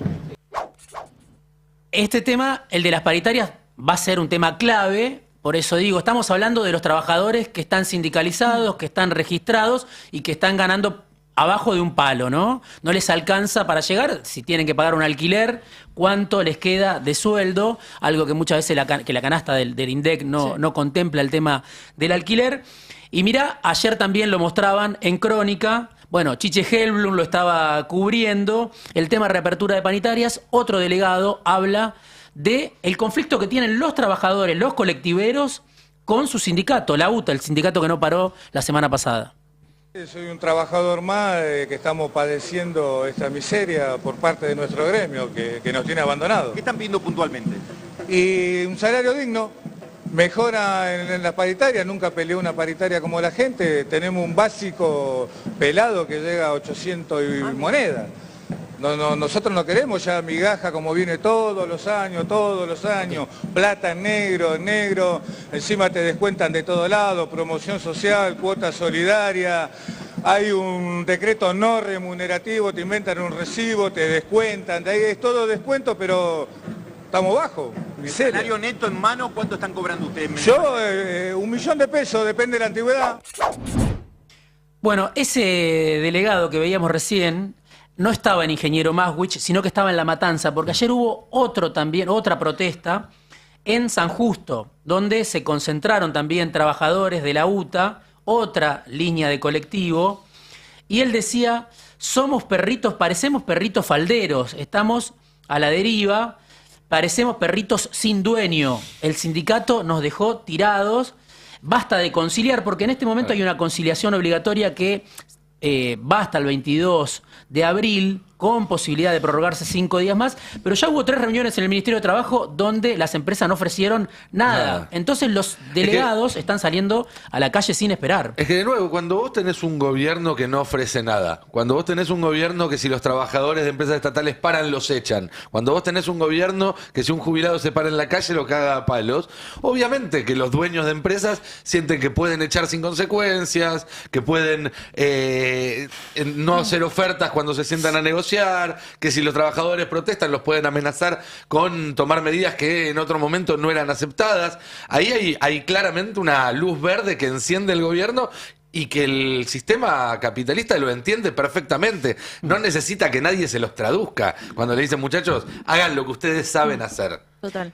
Y que además acá tenemos que tener en cuenta que estamos hablando de los trabajadores privados registrados que tienen un sindicato, que tienen una representación sindical y que efectivamente están consiguiendo al menos paritarias. La crema, el tope de la pirámide de Claro, que está muy bastardeada y muy precarizada. Imagínate cómo es la situación del resto. Yo traje en la placa 13 esta evolución que hace Fundar del salario medio real y acá sí involucra a salariados no solo registrados privados, que era el número que traía Diego, sino también los públicos y los informales. Hace poco salió un informe del INDEC, ya entre toda la noticia que hubo, no me acuerdo si fue esta semana o la semana pasada, pido perdón, que hablaba de un 42% de informalidad en el mercado de trabajo. Entonces, digo, es un número que es casi la mitad del total de trabajadores y hay que tenerlo en cuenta y obviamente tienen salarios más bajos en promedio que los trabajadores registrados. Lo que vemos en la serie, que es una serie muy, muy larga, que va de 1935 a 2024, es que el punto más alto de salario real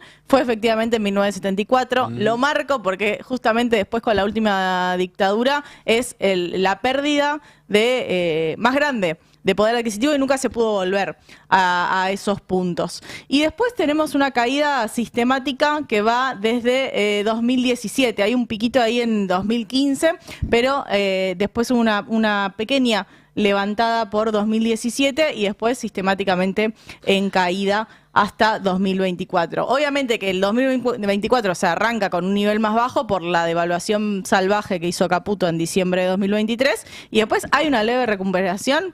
Sí, pero una leve, muy leve recuperación para todo lo que se perdió en esos primeros meses. Ayer había voceros del gobierno moviendo este gráfico y diciendo, bueno, pero estamos en los mismos salarios reales que en el 48 y que en el 2006. ¿No? Como diciendo, en pleno peronismo y en pleno kirchnerismo, en el 48... se venía de 3 años de un crecimiento inmenso del salario, porque a partir del 45 empezó probablemente el proceso de crecimiento del salario real de los argentinos más importante del que se tenga registro. Y en el 2006 lo mismo, veníamos de 3 años después de haber salido del infierno de lo que fue la crisis de 2001 y que 2002, llegó, 2003. digamos, hasta 2003 con sus consecuencias económicas. Es decir, en ambos casos se venía en subida. Acá estamos viendo, estamos pasando, si se quiere, por el mismo lugar de la montaña rusa, pero estamos bajando. Entonces, no es para nada lo mismo, me parece, el fenómeno. Y en todo caso, la pregunta es, si en el 2006 sentíamos que estábamos recién saliendo del infierno, ¿este punto por el que estamos pasando no es la puerta del infierno, pero estamos yendo en la dirección contraria? Hace rato que están los salarios bajos, pero Milei, bueno, logra otra vez, ¿no? Que vuelvan a caer. Después estamos en la segunda devaluación. Claro. Pero bueno, ahí queda un tape más para escuchar. Digo, la voz de los colectiveros me pareció ayer también conmovedora. Muchos de los que decían ahí en el corte, esto que veíamos recién, ahora lo vamos a ver, es en la rotonda de Sajusto, Ruta Nacional 3 y Ruta Provincial 4. Eran trabajadores de la empresa La Cabaña, Ideal San Justo, La Perlita, Alma Fuerte. Bueno, son gente que, claro, cualquiera que se sube a un bondi los ve laburar y conocen perfectamente la temperatura de la calle, al mismo tiempo están en una situación precaria. Una vez cuando sube a un bondi piensa que bueno, el colectivero está en otra situación y muchas veces está también precarizado o no tiene quien lo defenda, aún teniendo un sindicato. Mirá lo que decía en el tape 9 este trabajador ayer en la rotonda de San Justo. No lo hace años, décadas que venimos mal, nunca peleó una paritaria como corresponde, no tenemos una obra social como corresponde, parecemos perritos sin dueño, vamos deambulando por todos lados, no tenemos una clínica propia, estamos solos, a la deriva. ¿Y la respuesta del sindicato ante estos reclamos de ustedes, qué les dicen? Nada, absolutamente nada, nunca tenemos una respuesta, nunca hace una asamblea. Bueno, es el sindicato que no paró. El sindicato que le sirvió al gobierno de excusa, de aliado, para decir el paro no movió el amperímetro. Sabemos que obviamente cuando paran los colectiveros, la fisonomía de la ciudad es muy distinta. Bueno, Roberto Fernández es el protagonista del que no estamos hablando, el que dirige la UTA hace muchos años. Bueno, mirá, tiene a los trabajadores en esta situación. En algún momento pasó con la UOM también, que eran los trabajadores que estaban a veces con salarios más rezagados. En este caso es la UTA con salarios que están peleando con la línea de pobreza. Así es. Y salen a protestar y a cortar y a pedirle al sindicato que deje de conciliar Y ayer había un mensaje en esta marcha, creo que fue el ingeniero Maswitz, donde un trabajador decía, le estamos diciendo al gobierno, yo no estoy en contra del gobierno. Había varios que habían votado al gobierno. Yo no estoy en contra del gobierno, estoy en contra de mi sindicato que no me representa. Dice, y le aviso al gobierno que la lucha va a recrudecer. O sea, la gente cuando se cansa, hablaba del 2001, la gente cuando se cansa y ve que no lo representan, que no hay representación, un poco lo que decía Ari también, cuando ve que no hay mediación, cuando nadie representa al que la está pasando mal, bueno, la gente sale a la calle. Siempre, es lo que estamos empezando a ver. Siempre recordamos acá, el conflicto es previo a las formas que institucionalizan al conflicto. Y si se suprimen esas formas institucionalizadas, surge el conflicto salvaje. El ejemplo de Francia es claro. Francia es uno de los países con los movimientos gremiales más grandes del planeta. En 2006, Sarkozy pasa una ley que prohíbe las huelgas de determinado tipo, que prohíbe las tomas de fábricas, que prohíbe determinado tipo de protestas, y al año siguiente empezaron a prenderse fuego autos en el centro de París, y eso siguió hasta ahora. ¿Por qué? Porque la gente, cuando está desesperada, protesta como puede. En su momento, la legalización de la huelga se hizo porque los trabajadores, cuando se hartaban, prendían fuego a la fábrica, y con el patrón adentro muchas veces. La huelga como derecho es un triunfo de la clase trabajadora, pero que termina siendo impuesto en realidad por los empresarios, que lo que necesitaban era poder decir, bueno, que las protestas lleguen hasta acá. Las multas de los por despido que ahora sacó el gobierno, cuando se introdujeron en un primer momento, eran para darle mayor previsibilidad al empresario que enfrentaba un juicio, y que a partir de ese esquema podía saber más o menos cuánto le tocaba pagar, porque antes que eso dependía del juez que te tocara y le podía poner el precio que quisiera esa indemnización. Entonces, el problema es que tenemos a los capitalistas, a los empresarios, a los que manejan el poder, tan agrandados y se sienten tan poco amenazados, sienten que hay tan pocas cosas que pueden llegar a causarles daño o pérdidas, que se animan a todo, se animan a cosas incluso que les pueden llegar a terminar volviendo en contra. Y digo, para decir un poco también en sintonía con lo que decías al comienzo, no es que lo estamos diciendo solamente nosotros, tenés también, para terminar, Chiche Helblum ayer diciendo el escenario que se abre en el tape 7. Chiche Helblum, bueno, no voy a hablar de Chiche Helblum, no necesita de la revista Gente, de la dictadura no voy a hablar. Así pero todo fue, perdóname, así todo fue uno de los periodistas que más apretó al presidente en una entrevista. Sí, no, por eso, pero digo, tiene una historia para mí bastante tenebrosa, aunque sí, coincido. Bueno, suele ser aclamado porque sabe manejar el aire, pero bueno, no abundemos en esto. Mirá lo que decía ayer Chiche Helblum hablando de este tema, paritarias, el escenario que se abre.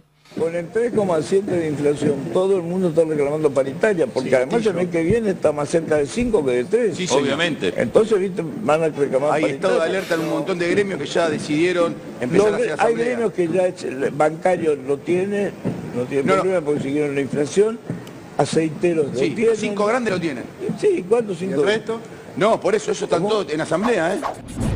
Bueno, es un poco la situación. En algunos casos, como el sindicato de aceiteros, que mencionaba recién Ernesto Adida, que lo acompaña a Helblum, en algunos casos, como el sindicato de bancarios, hay una representación sindical que pelea por mejores condiciones para sus representados. En otros casos, como el caso de la UTA, eso no existe, es un sindicato que juega con las cámaras empresarias. Bueno, están saliendo los choferes de colectivo a la calle. Pensar que por arreglar con la cúpula resolvés todo el tema de la conflictividad es un error. Pero además, el problema que está teniendo el gobierno ahora es que esa conflictividad no viene solamente desde el lado gremial, que son los trabajadores formales, también pasa por abajo, por la gente que no tiene ni siquiera eso y que protesta como puede, pero también le está pasando por arriba con los sectores que en general los gobiernos de derecha utilizan como sostén cuando se le pone fea a la opinión pública, cuando se le pone fea a la calle.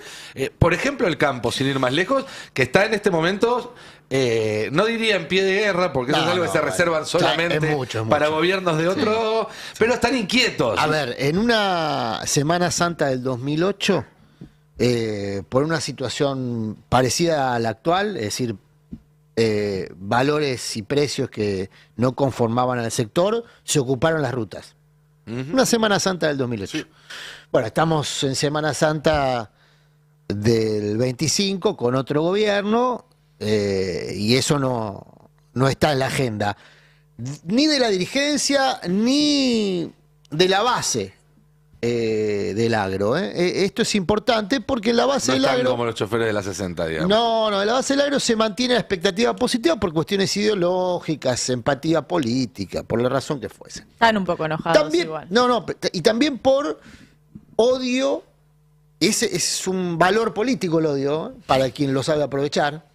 Y sí, el odio es un valor Hay una político. gran película de la década del 90 que se llama El Exactamente, odio. para quien lo sabe aprovechar, y hasta acá el gobierno se aprovecha del odio político que en estos sectores sociales se tiene sobre particularmente el kirchnerismo y el peronismo en un concepto más general.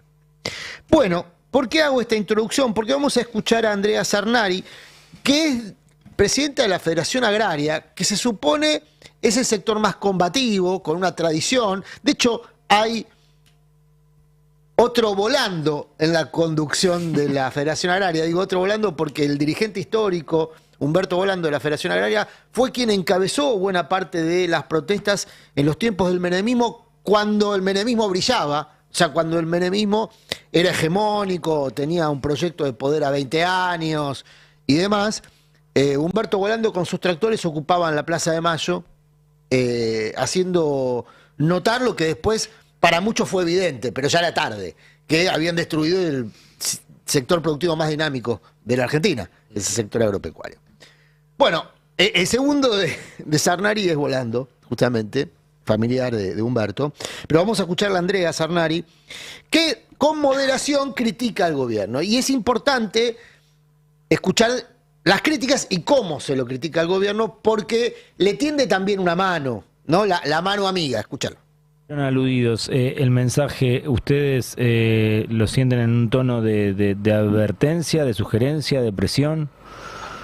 No, yo no lo tomo de esa manera. Creo que lo que hay que sí es gestionar e intentar en este país es seguir promocionando los canales de diálogo y tender puentes de diálogo. Tenemos que escucharnos y creo que es parte de nuestra función como representantes del campo poder hacerle entender a los funcionarios de este gobierno que con el campo como aliado es con quien va a tener los dólares que necesita para poder seguir adelante con el plan económico que tanto les importa a ellos, pero además porque es tan importante para nuestro país.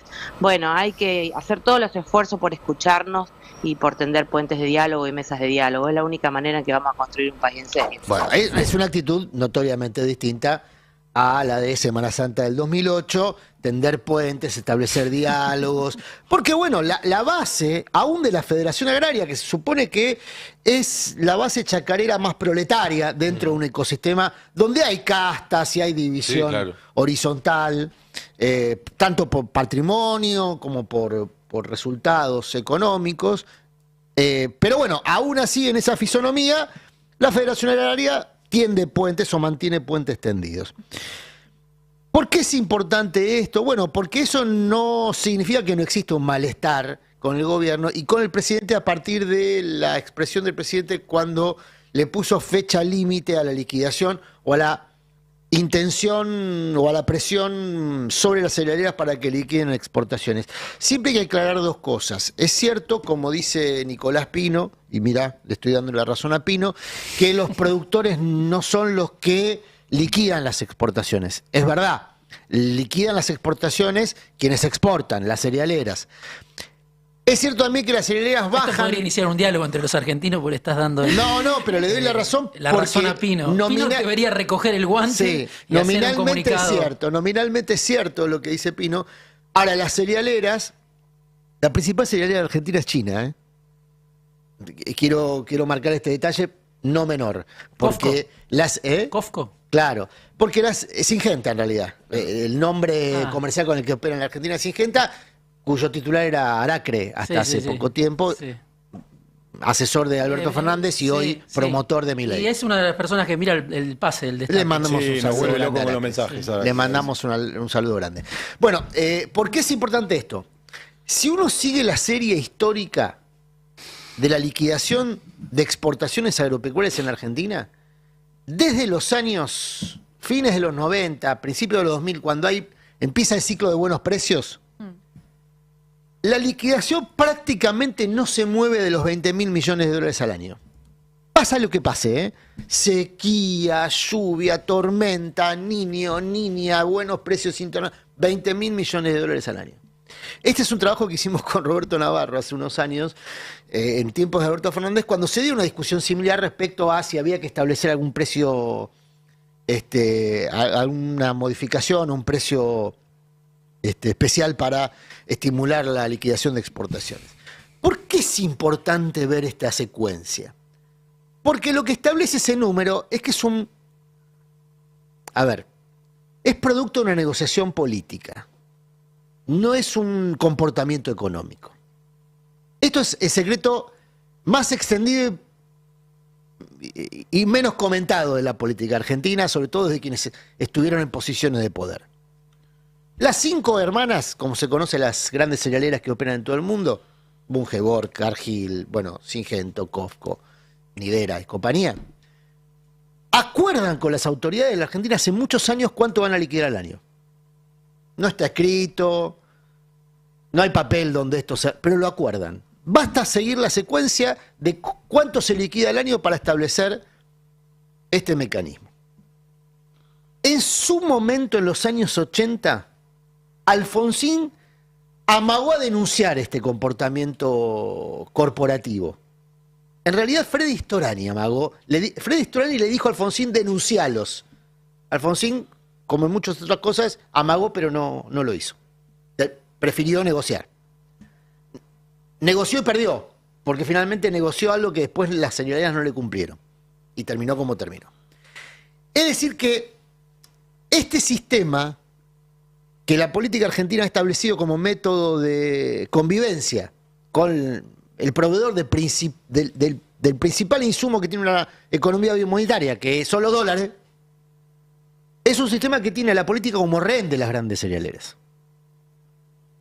Pónganle el nombre que quieran, esto es transversal, pasó con todos. Después el tema es para qué se usa ese tipo de conversación, esa negociación, esos recursos. Ahí sí hay diferencia entre Néstor, Cristina, Macri, Milei. La diferencia es para qué se usan esos recursos o con qué orientación se hace ese tipo de negociaciones. Pero la negociación ocurrió más o menos siempre igual. Si uno sigue la secuencia, por supuesto, con sequía el año pasado cayó, porque hubo mucha menos cosecha, hubo diferencias. Entonces, ¿qué es lo que está pasando ahora? Lo que está pasando ahora es que los productores, que al final del camino son los que reciben el mazazo del tipo de cambio, porque las cerealeras bajan al precio de compra o de adquisición o de gestión por concesión de lo producido, son los que debieran encabezar la protesta. Es decir, los 200.000 productores que no son ni millonarios, ni están sobrados, son los que le suelen poner el cuerpo al reclamo. Y las cerealeras son las que se quedan con la parte del león. ¿Cómo pretende hacer el gobierno para que, en este caso, las cerealeras liquiden e inunden de dólares este tramo del plan económico? Bueno, con los métodos de el palo y la zanahoria, ¿no? Lo que dijo Milei en público, en junio se termina el precio diferencial, bla. De fondo de esta discusión está, ¿quién va a controlar la hidrovía por donde se trafican y se triangulan mucha cantidad de cereales que después no son reconocidos en las liquidaciones? Entre paréntesis, ahí se acaba de anunciar entre China y Brasil la construcción del puerto más grande del mundo. Muchas de las cosas que salían por la hidrovía van a salir por Santos ahora, por San Pablo. Y aparte ya se había inaugurado el puerto de Perú, que era... Sí, el de Perú ya era para llevarse por el Pacífico, ahora también van a tener por el Atlántico. Para lo que voy es, si Estados Unidos estaba muy preocupado por las cuestiones que se salían por la hidrovía hacia China, que se quede tranquilo que van a ser mucho menos por la hidrovía. Bueno, por eso digo... Y eso para Argentina es una mala noticia. Por eso decía, ¿quién maneja la hidrovía y qué pasa con la relación bilateral con China? Porque yo comentaba recién, China tiene el principal la principal cerealera exportadora de la Argentina y el principal productor de insumos del agro argentino, que tiene esos insumos, por supuesto, ofertados a valor dólar. Con lo cual llegaron todas las listas de precios. El segundo gran oferente de insumos es YPF, es decir, es una empresa estatal. Pero el primero, sobre todo lo que tiene que ver con fertilizantes y demás, es una empresa china. Esa negociación bilateral, que se supone que va a tener novedades en diciembre cuando Milei viaje a China, o por lo menos... Ojo con ese viaje, porque lo vienen prometiendo hace rato. Se supone que ese viaje... Sí. Yo hasta que no lo vea establecería algún tipo de continuidad en los acuerdos. Iba a ser ahora, supuestamente en abril. Iba a ser abril, antes iba a ser en enero, antes de eso iba a ser Karina en noviembre, antes de eso iba a ser Milei en julio del año pasado. Evidentemente muchas ganas no tiene porque a Estados Unidos fue 11 veces. Claro.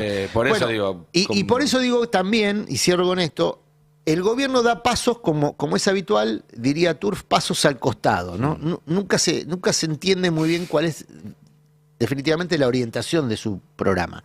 Se sabe que hay una intención de relaciones carnales con Estados Unidos y que en ese plan emitió un decreto, por ejemplo, que habilita la importación de maquinaria agrícola usada. Sí. Esto ha generado mucho disgusto en el clúster santafesino compuesto por Las Rosas, Las Parejas y Armstrong, donde está la mayor producción de metal mecánica, una producción industrial, de la Argentina. Te hago un paréntesis más con eso. El pedido de Estados Unidos fue doble.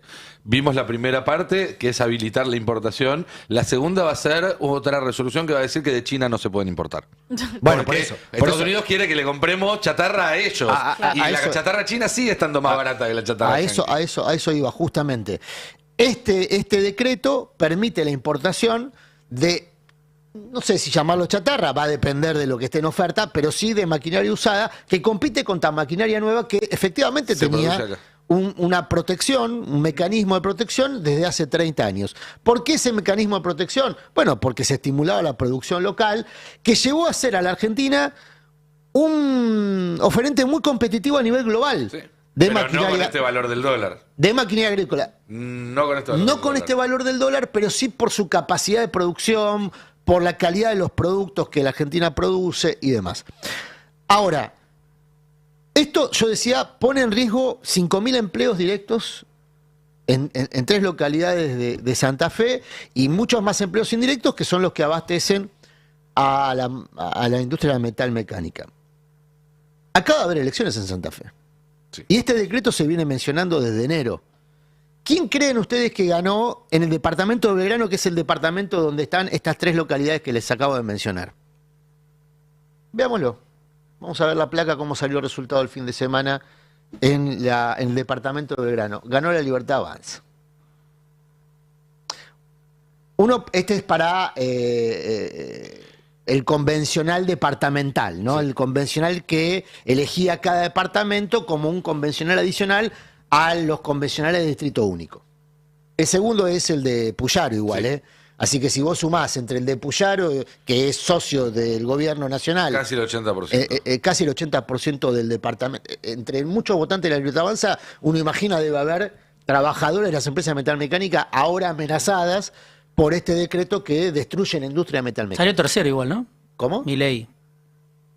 En Santa Fe. Milei salió a nivel provincial. A nivel provincial, pero yo estoy hablando del departamento de Belgrano. Ese Javier Fernando Mayer, si no me equivoco, es el intendente de Las Rosas. Claro. Que es parte del clúster de estos 3 municipios. ¿Por qué quiero? Porque uno podría decir, che, bueno, entonces ya, que se jodan. No funciona así.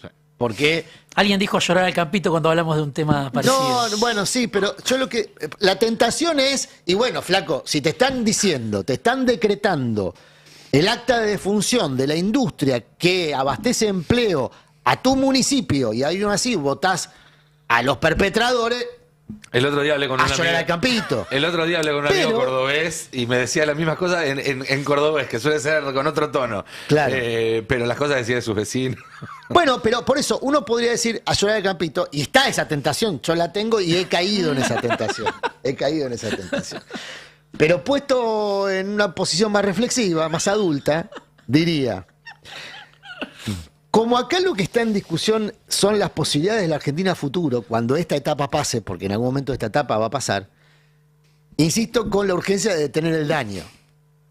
Y yo lo que veo ahí no es tanto vecinos tirándose tiros en los pies, a la manera de la élite, que se suele tirar tiros en los pies, la élite económica argentina, sino la ausencia de una alternativa. Yo lo que veo en ese resultado electoral es la ausencia de una alternativa que esté trabajando esa conciencia política del vecino, no el comportamiento electoral. Veo a la oposición muy preocupado por tratar de manipular el comportamiento electoral y no de trabajar la conciencia política de las personas a las que les van a pedir el voto. Ese es un problemón, porque después lo que ves es que un ciudadano argentino, por enojo, por odio, insisto, es un gran valor político el odio, hay mucho componente gorila, naturalmente, en ese voto, sin duda. Sin duda. Sí. ¿Pero alguien está trabajando lo contrario? No, y esto no es ni para hablar bien o mal de los candidatos, Monteverde, la fractura política. Claro, evidentemente hay un déficit político hay un muy problema grande ahí muy serio. en construir algo por afuera de este clima de época. Claro, bueno, que ese es el asunto. Sí. Asumir que hay un clima de época como algo irreversible. Absolutamente. ¿No? Decir, bueno, si el viento va para acá, subámonos al viento. Que es en la que están muchos ahora, ¿eh? Ahora, subámonos al viento porque eso nos da voto. Eso es una especulación electoral. Sí. No es un comportamiento político, no es un comportamiento estadista. Ahora, sin movernos geográficamente, nos corremos conceptualmente, pero sí geográficamente, porque como empezaba tu columna, Adrián, esto en parte tiene que ver con la pulseada sobre si se liquida o no se liquida, y qué instrumentos tiene el gobierno. Uno de los temas centrales que está viendo el campo para ver si liquida o no liquida es qué va a pasar con el dólar, porque hasta hace 2 días parecía que se iba al techo de la banda, ahora el gobierno promete que lo va a dejar en el fondo de la banda, y no es lo mismo para el campo 1.000 que 1.400. Cande, para todos los chacareros que están escuchando, ¿qué va a pasar con el dólar? Me imagino que tenemos muchos chacareros en la audiencia del Destape. Pero pará, porque esto que va a decir Cande ahora, si hubiesen prestado atención a tiempo, lo podrían haber sabido en diciembre. Si hubiesen escuchado a Cande a tiempo, en diciembre, sí, claro, hoy no estarían los chacareros con este tema del tipo de... ¿Escuchás? Mirá. Para mí salen del cepo en abril. Ah. ¿Y lo mantienen así hasta marzo? Sí. ¿Pueden? Porque viene la plata del FMI. ¿Pero viene la plata del FMI sin pedir devaluación? Yo no creo. Pidiendo salir del cepo. Y pero si salir del cepo es con devaluación. Claro. Y no, eso no te... Y hay que ver hasta cuándo, porque puede todos los factos que están tirando en diciembre. Tremendo. Y eso que se les había cortado la luz ese día. Estábamos en una terraza. Todos los factos que tiraron en diciembre. En una terraza le dando verdades. Se sale en abril. Se puso colorada. Me puse colorada. Se sale en abril. Se sale con devaluación. Sí. Y con salida del cepo. Con salida del cepo. ¿Y qué va a traer inestabilidad para las elecciones? Va a traer, todo esto se dijo en diciembre. Se dijo, no, lo dijo Cande en diciembre, que ahora nos va a decir qué sale en la vespertina de la bonaerense. No. ¿Sale campeón el rojo este año, Cande? Nos va a decir resultados deportivos a la más común. Resultados deportivos varios. Escriban al chat las preguntas que le quieren hacer a Cande. Bueno. Ahora nos va a decir qué va a pasar con el dólar y después, hasta el final del programa, leemos algunas preguntas y Cande contesta. Para no robarme el crédito, fue Gonza. Fue Gonza el que tiró a abril. Pero sí, que se salía con el FMI con devaluación, creo que lo podía saber cualquiera que haya vivido los últimos 22 programas. Exacta, impresionante. Gracias por el carpetazo lindo en este caso. Era una carpeta de tapa blanda. Claro, esta era una de las lindas carpetas. Es el día que Macri se levantó bueno. Dice, bueno, a ver, tráeme la carpeta blanca. Hay algunas. Pero vayamos con el precio del dólar hoy, que para nuestra audiencia chacarera, lo tenemos en la placa 8. ¿Qué está pasando con el dólar en términos reales para los exportadores?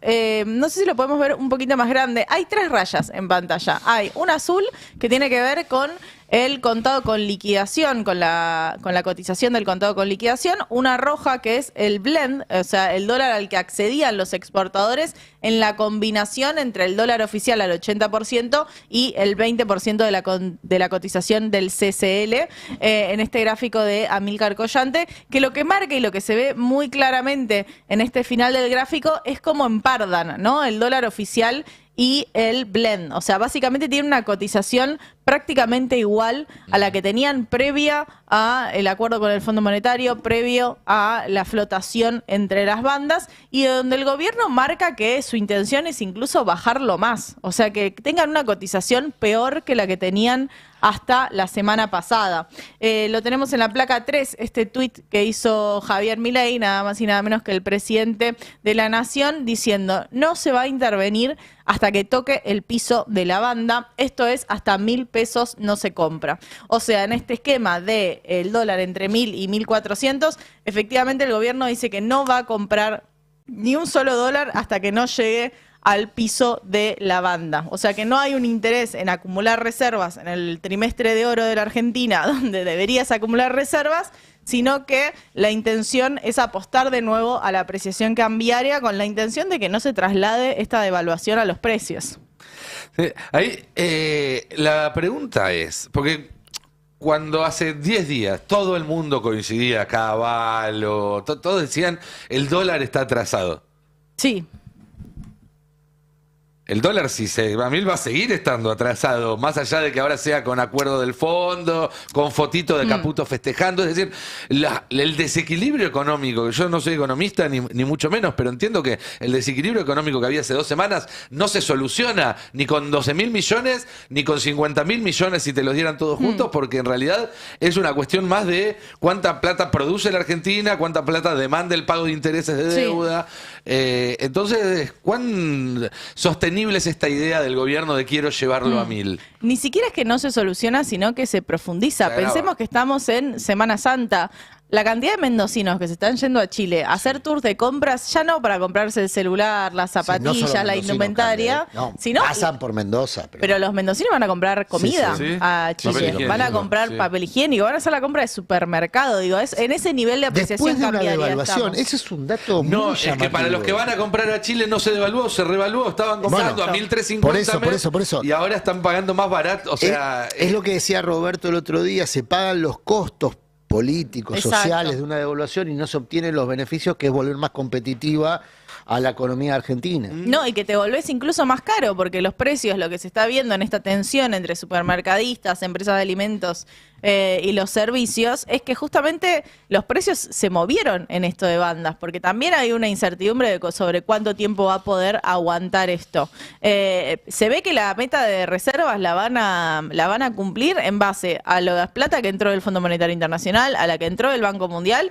y al repo que quieren hacer con bancos internacionales. O sea, el aumento de las reservas que va a haber no va a ser por dólares genuinos, va a ser por el incremento de la deuda externa de nuestro país. Esto básicamente es como si vos no estás llegando a fin de mes, el día 20 le pedís a un amigo que te preste 200 lucas. Bueno, tenés 200 lucas más, mirás tu caja de ahorro, abrís el Combank y dice 200 lucas y todo eso, debés 200 lucas y el mes que viene, si no haces algo para cambiarlo, otra vez va a ser el día 20, vas a no tener plata y cuando le pidas a tu amigo 200 lucas te va a decir, no, che, no te puedo volver a prestar porque ya te las di. Sí, y además flexibilizaste la norma para que vengan inversores extranjeros, o sea, Los flexibilizaste. famosos capitales golondrina. Este amigo ya prestó varias veces. Que es el fondo, ¿no? Sí. Se suponía que no podía prestar más. Sí. Y vuelve a prestar. Claro, pero mi punto es, si después de las elecciones estos deciden soltar todo, porque esto en algún momento lo van a soltar, Hay no van a poder ir a expectativa de que pedirle cambie. más plata al fondo para No, que les pero- haga un pero- rescate y los Pero ataje. para mí lo increíble es que ahora vuelven al mismo manual que acaba de fracasar. Claro. O sea, vuelven al carry trade, vuelven a planchar el Por dólar para sostener la inflación, la popularidad de Milei. Y el fondo le acaba de dar un salvataje descomunal. Sí. ¿Y qué va a hacer el fondo? Porque el fondo te fija un montón de condicionamientos, pero también ya sabemos que después Caputo hace lo que se le canta. El tema acá es que ellos volvieron al plan inicial en el sentido de conseguir un puente, que ese puente tiene se llama deuda externa, un puente hasta que la balanza comercial efectivamente dé los dólares suficientes para que Argentina tenga más dólares en sus reservas. Eso no es que es algo que va a pasar en verano, es algo que se proyecta en los próximos años. Consecuentemente, la balanza energética va subiendo. Ahora el precio del petróleo bajó bastante. Entonces, es una proyección que en este contexto internacional de esta incertidumbre se aleja un poco. Entonces, habla de la poca flexibilidad del gobierno ante su plan y también la perspectiva de corto plazo. Acá es llegar a las elecciones, ganar las elecciones y avanzar en todas las reformas estructurales, que es por eso el fondo le da la plata. Ahí hay otro punto. cuando el gobierno gane las elecciones, sí las gana, que es una gran hipótesis, porque si la inflación se va a 5 por mes, no va a ganar las elecciones. Si no la logran bajar para mitad de año, si no logran que este pico suba y baja rápido, no van a ganar las elecciones. Pero incluso si las gana, lo que va a pasar es que los 90 diputados que juntaba con La Libertad Avanza, más el PRO, más el radicalismo, va a pasar a ser un bloque de 90, 95, si le va extraordinariamente bien, de puros. Pero no es que va a tener los 130 votos para avanzar con una reforma previsional, con una reforma laboral, con una reforma fiscal, todo lo que vienen prometiendo y lo que le prometieron al Fondo Monetario Internacional. Ahí es donde hay que prestarle atención a también la pelea con el Poder Legislativo. Ayer Francos, perdón, paréntesis y volvemos a economía, pero ayer Francos, que tenía que ir a responder preguntas de los diputados, que es algo que dice la Constitución, artículo 101 que tiene que hacer, decidió él que como la semana que viene está interpelado por Libra, ayer no iba a contestar las preguntas sobre Libra. La verdad es que ese es un avance del Poder Ejecutivo sobre el Legislativo absolutamente improcedente. No elige el jefe de gabinete qué preguntas contestar y cuáles no. Digo, preparémonos porque toda esta narrativa de después de diciembre aceleramos, seguramente están pensando en acelerar, pero ¿de qué manera están pensando acelerar? Que yo no creo que sea juntando consensos amplios. A eso voy. Yo quiero hacer un punto en la complicidad del fondo con todo esto y el cogobierno, ¿no? Porque tenemos un gobierno, sabemos, Milei, la extrema derecha, La Libertad Avanza, con un plan de ajuste, va por su segunda devaluación, pero el Fondo Monetario Internacional le dio un préstamo descomunal a Macri que excedía 1.200% la cuota de la Argentina, violó su propio estatuto para seguir financiando a Macri en un préstamo que después se dijo fue político. Vino el Frente de Todos, el fondo se lavó la cara rápido con Cristalina Georgieva, se hablaba de relaciones constructivas del nuevo fondo y ahora vuelve a prestar un préstamo nuevamente político con 129 diputados que le dan cierta entidad a un decreto.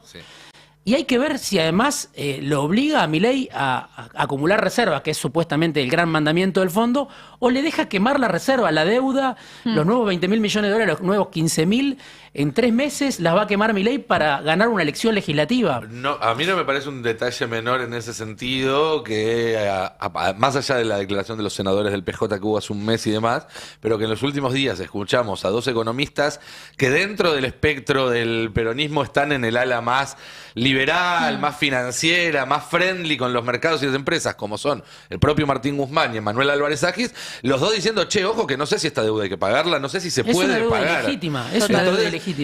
Y me parece que es una discusión absolutamente válida y que hay que empezar a dar, pero que se empiece a dar desde la derecha, si se quiere, o desde el sector más market friendly del peronismo y no desde los sectores más radicalizados, me parece que es un síntoma de lo grosero que fue todo lo que pasó con el fondo. Y no solo de lo grosero, sino que racionalmente se vuelve un capital que es imposible de pagar. Que era lo mismo que pasaba en 2018. Ya se sabía que era un capital que Argentina no iba a poder pagar en los próximos años. Entonces tenés este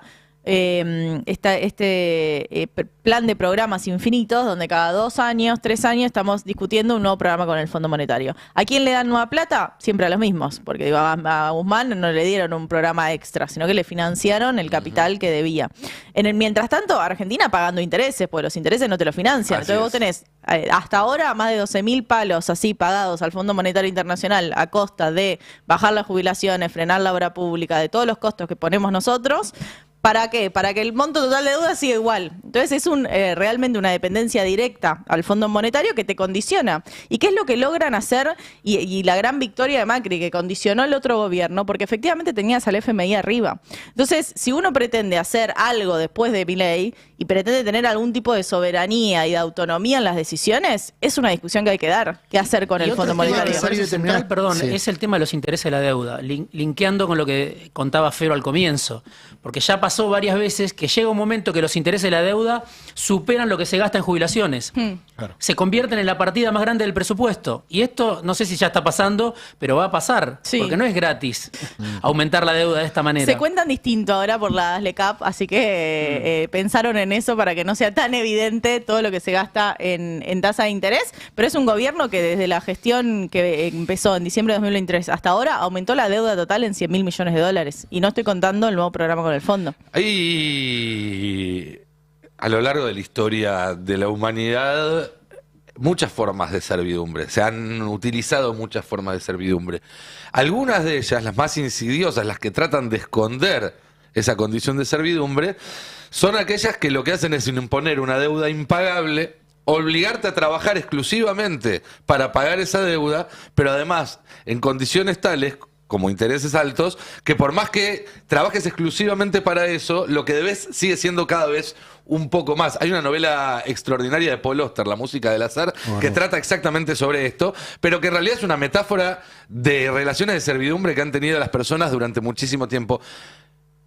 Es lo que está pasando con el Fondo Monetario Internacional. Cuando nosotros decimos, le sacamos a los jubilados, perdemos nuestro salario, perdemos nuestra capacidad adquisitiva para pagarle al fondo, es que el trabajo de la Argentina no se utiliza para los argentinos, sino para pagar esa deuda que nunca se reduce, y por lo tanto lo que tenemos es una relación de servidumbre con el Fondo Monetario Internacional o con quien dicta sus políticas, que sabemos que es directamente la Casa Blanca en este momento, y sobre todo con un Trump dispuesto a utilizar todas las herramientas que tiene para fortalecer la influencia de Estados Unidos en su patio trasero, que es lo poco que le queda a Estados Unidos, porque se está retirando de Asia, se está retirando de una parte de Europa, no puede competir con China en África, entonces se va a aferrar de Sudamérica con uñas y dientes de los recursos de Sudamérica, de las posiciones geopolíticas y geográficas de Sudamérica, y para eso va a utilizar todos los recursos. Bueno, esta deuda con el fondo es uno de esos recursos para mantenernos en estado de servidumbre.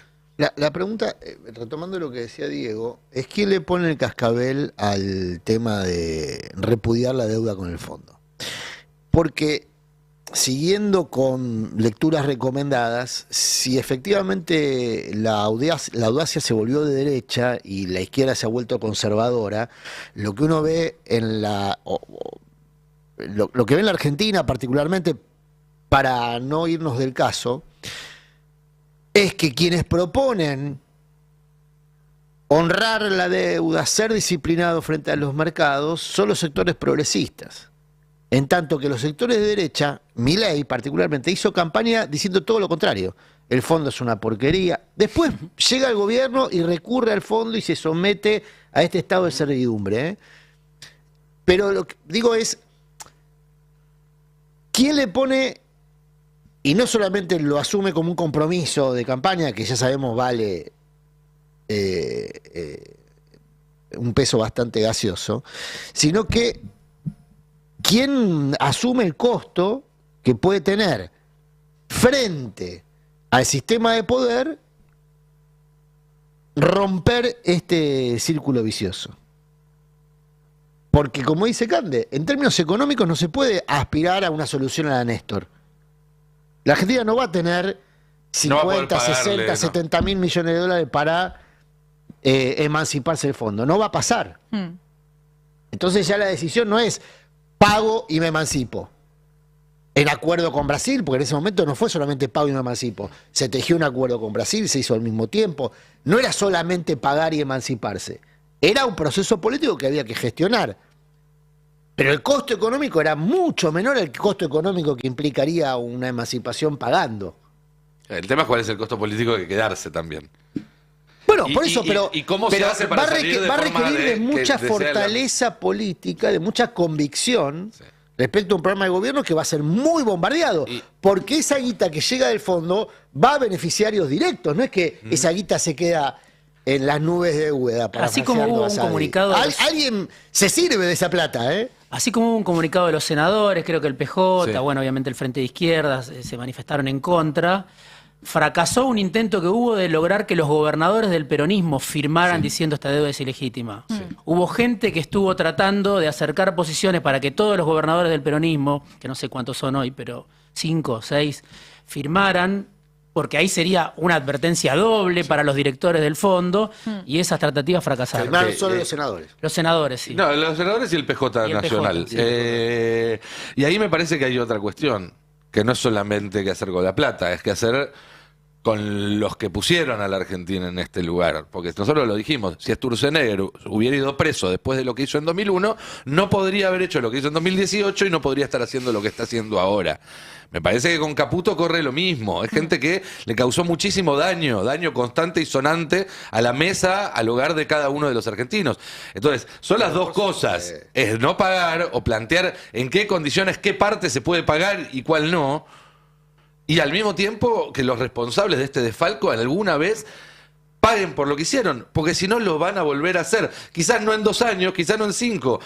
Después del 2001 tuvieron que esperar casi 2 décadas. Pero en cuanto tuvieron esta luz, cuando les dimos este margen de distancia, nos volvieron a comer y agarraron un país que estaba absolutamente desendeudado y en una época lo transformaron en probablemente el país más endeudado con el Fondo Monetario en toda su historia. Sí, hay que recordar 2 cosas. Aquel proceso de 2001 no solamente repite el nombre de Sturzenegger, sino también la experiencia de fuga con los mismos mecanismos que se están habilitando ahora, más o menos de los mismos montos, 20.000 millones de dólares en el 2001, 20.000 millones de dólares después del 2018 o en ese proceso de estallido de la burbuja de 2000, más o menos siempre son los mismos montos. Yo no sé qué va a recomendar Cande en tanto pitoniza de este grupo, a qué hay que jugarle hoy, pero hemos hablado mucho del 20. Y si le jugás a 4 cifras son 20.000. A ver cómo nos enriquecemos, ¿no? No es consejo financiero, ¿viste cómo se aclara? Not financial advice. Cande, ¿te quedó algo más en el tintero? Perdón, te cortamos todos hoy. No, porque iba a ir por el lado de los precios, pero creo que tiene que ver, obviamente, con una realidad que estamos viviendo, con un marzo que tuvo un incremento de precios alto y que abril también va a tener un incremento de precios altos. Lo que hay que ver es qué pasa con las cadenas, donde efectivamente el precio quedó en un 1.200 y pasaron precios a 1.400. Entonces ahí está la tensión y hay que ver qué hace el Ministerio de Economía. No sé si vieron en Twitter, había muchos libertarios descubriendo los conflictos que genera tener un mercado alimentario tan concentrado. Sí, esa... Está bueno. Caputo recién, ¿viste? Sí. ¿Qué dijo? Que lo las, pasé hace un rato. Sí, que las sí, empresas contale. dieron marcha atrás en el aumento de precios. O sea que van a seguir a los precios que implicaron una caída del consumo del 7,5% en supermercados el último año. Seguro que es para festejarse. Ahora están subiendo una foto. Hay algunos supermercadistas bastante amigos del gobierno. Sí, Claramente.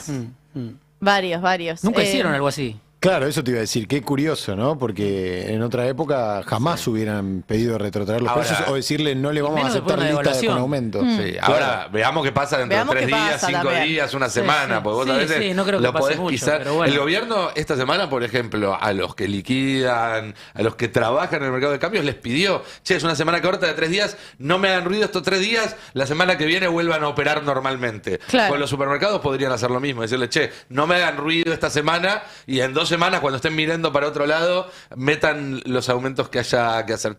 Che, estamos llegando al final del programa, se viene ya Adrián Murano con sus verdades afiladas. Adrián, te dijimos que vengas de verde, no prestaste atención. Mirá lo que es la pantalla. Es verdad, mirá lo que es esa pantalla. nadie me avisó. Que sea la última vez. Te digo algo, Me dejaron afuera. estaba de negro, tenía un poco de frío, pero aparte dije, voy a aprovechar para ponerme la camperita, así estamos todos engamados. Claro, verde dólar, viene para el clima de Dólar barato, dólar barato. Sí. Dólar barato. Bueno, te dejamos entonces. Verde cannabis con verdades también. Gracias, querido. afiladas. Nosotros nos Ahí la reencontramos seguimos. mañana desde las 10 de la mañana con el pase. Muchísimas gracias al equipo de producción que hizo un trabajo extraordinario. Todos los videos, todas las placas, todos los cortes. Gracias a los oyentes que nos eligen hoy. Estuvimos primero durante toda la mañana, a pesar de que sé que algunos que lo extrañan a Roberto y con razón, pero que nos sigan eligiendo también significa muchísimo. Nos reencontramos entonces mañana. Disfruten los que puedan este día feriado. Nosotros no, porque somos periodistas, así que estaremos trabajando permanentemente ¿Qué era eso? para que ustedes mañana desde las 10 tengan la mejor información. Que tengan una excelente jornada. Chau, chau. El Destape 1070.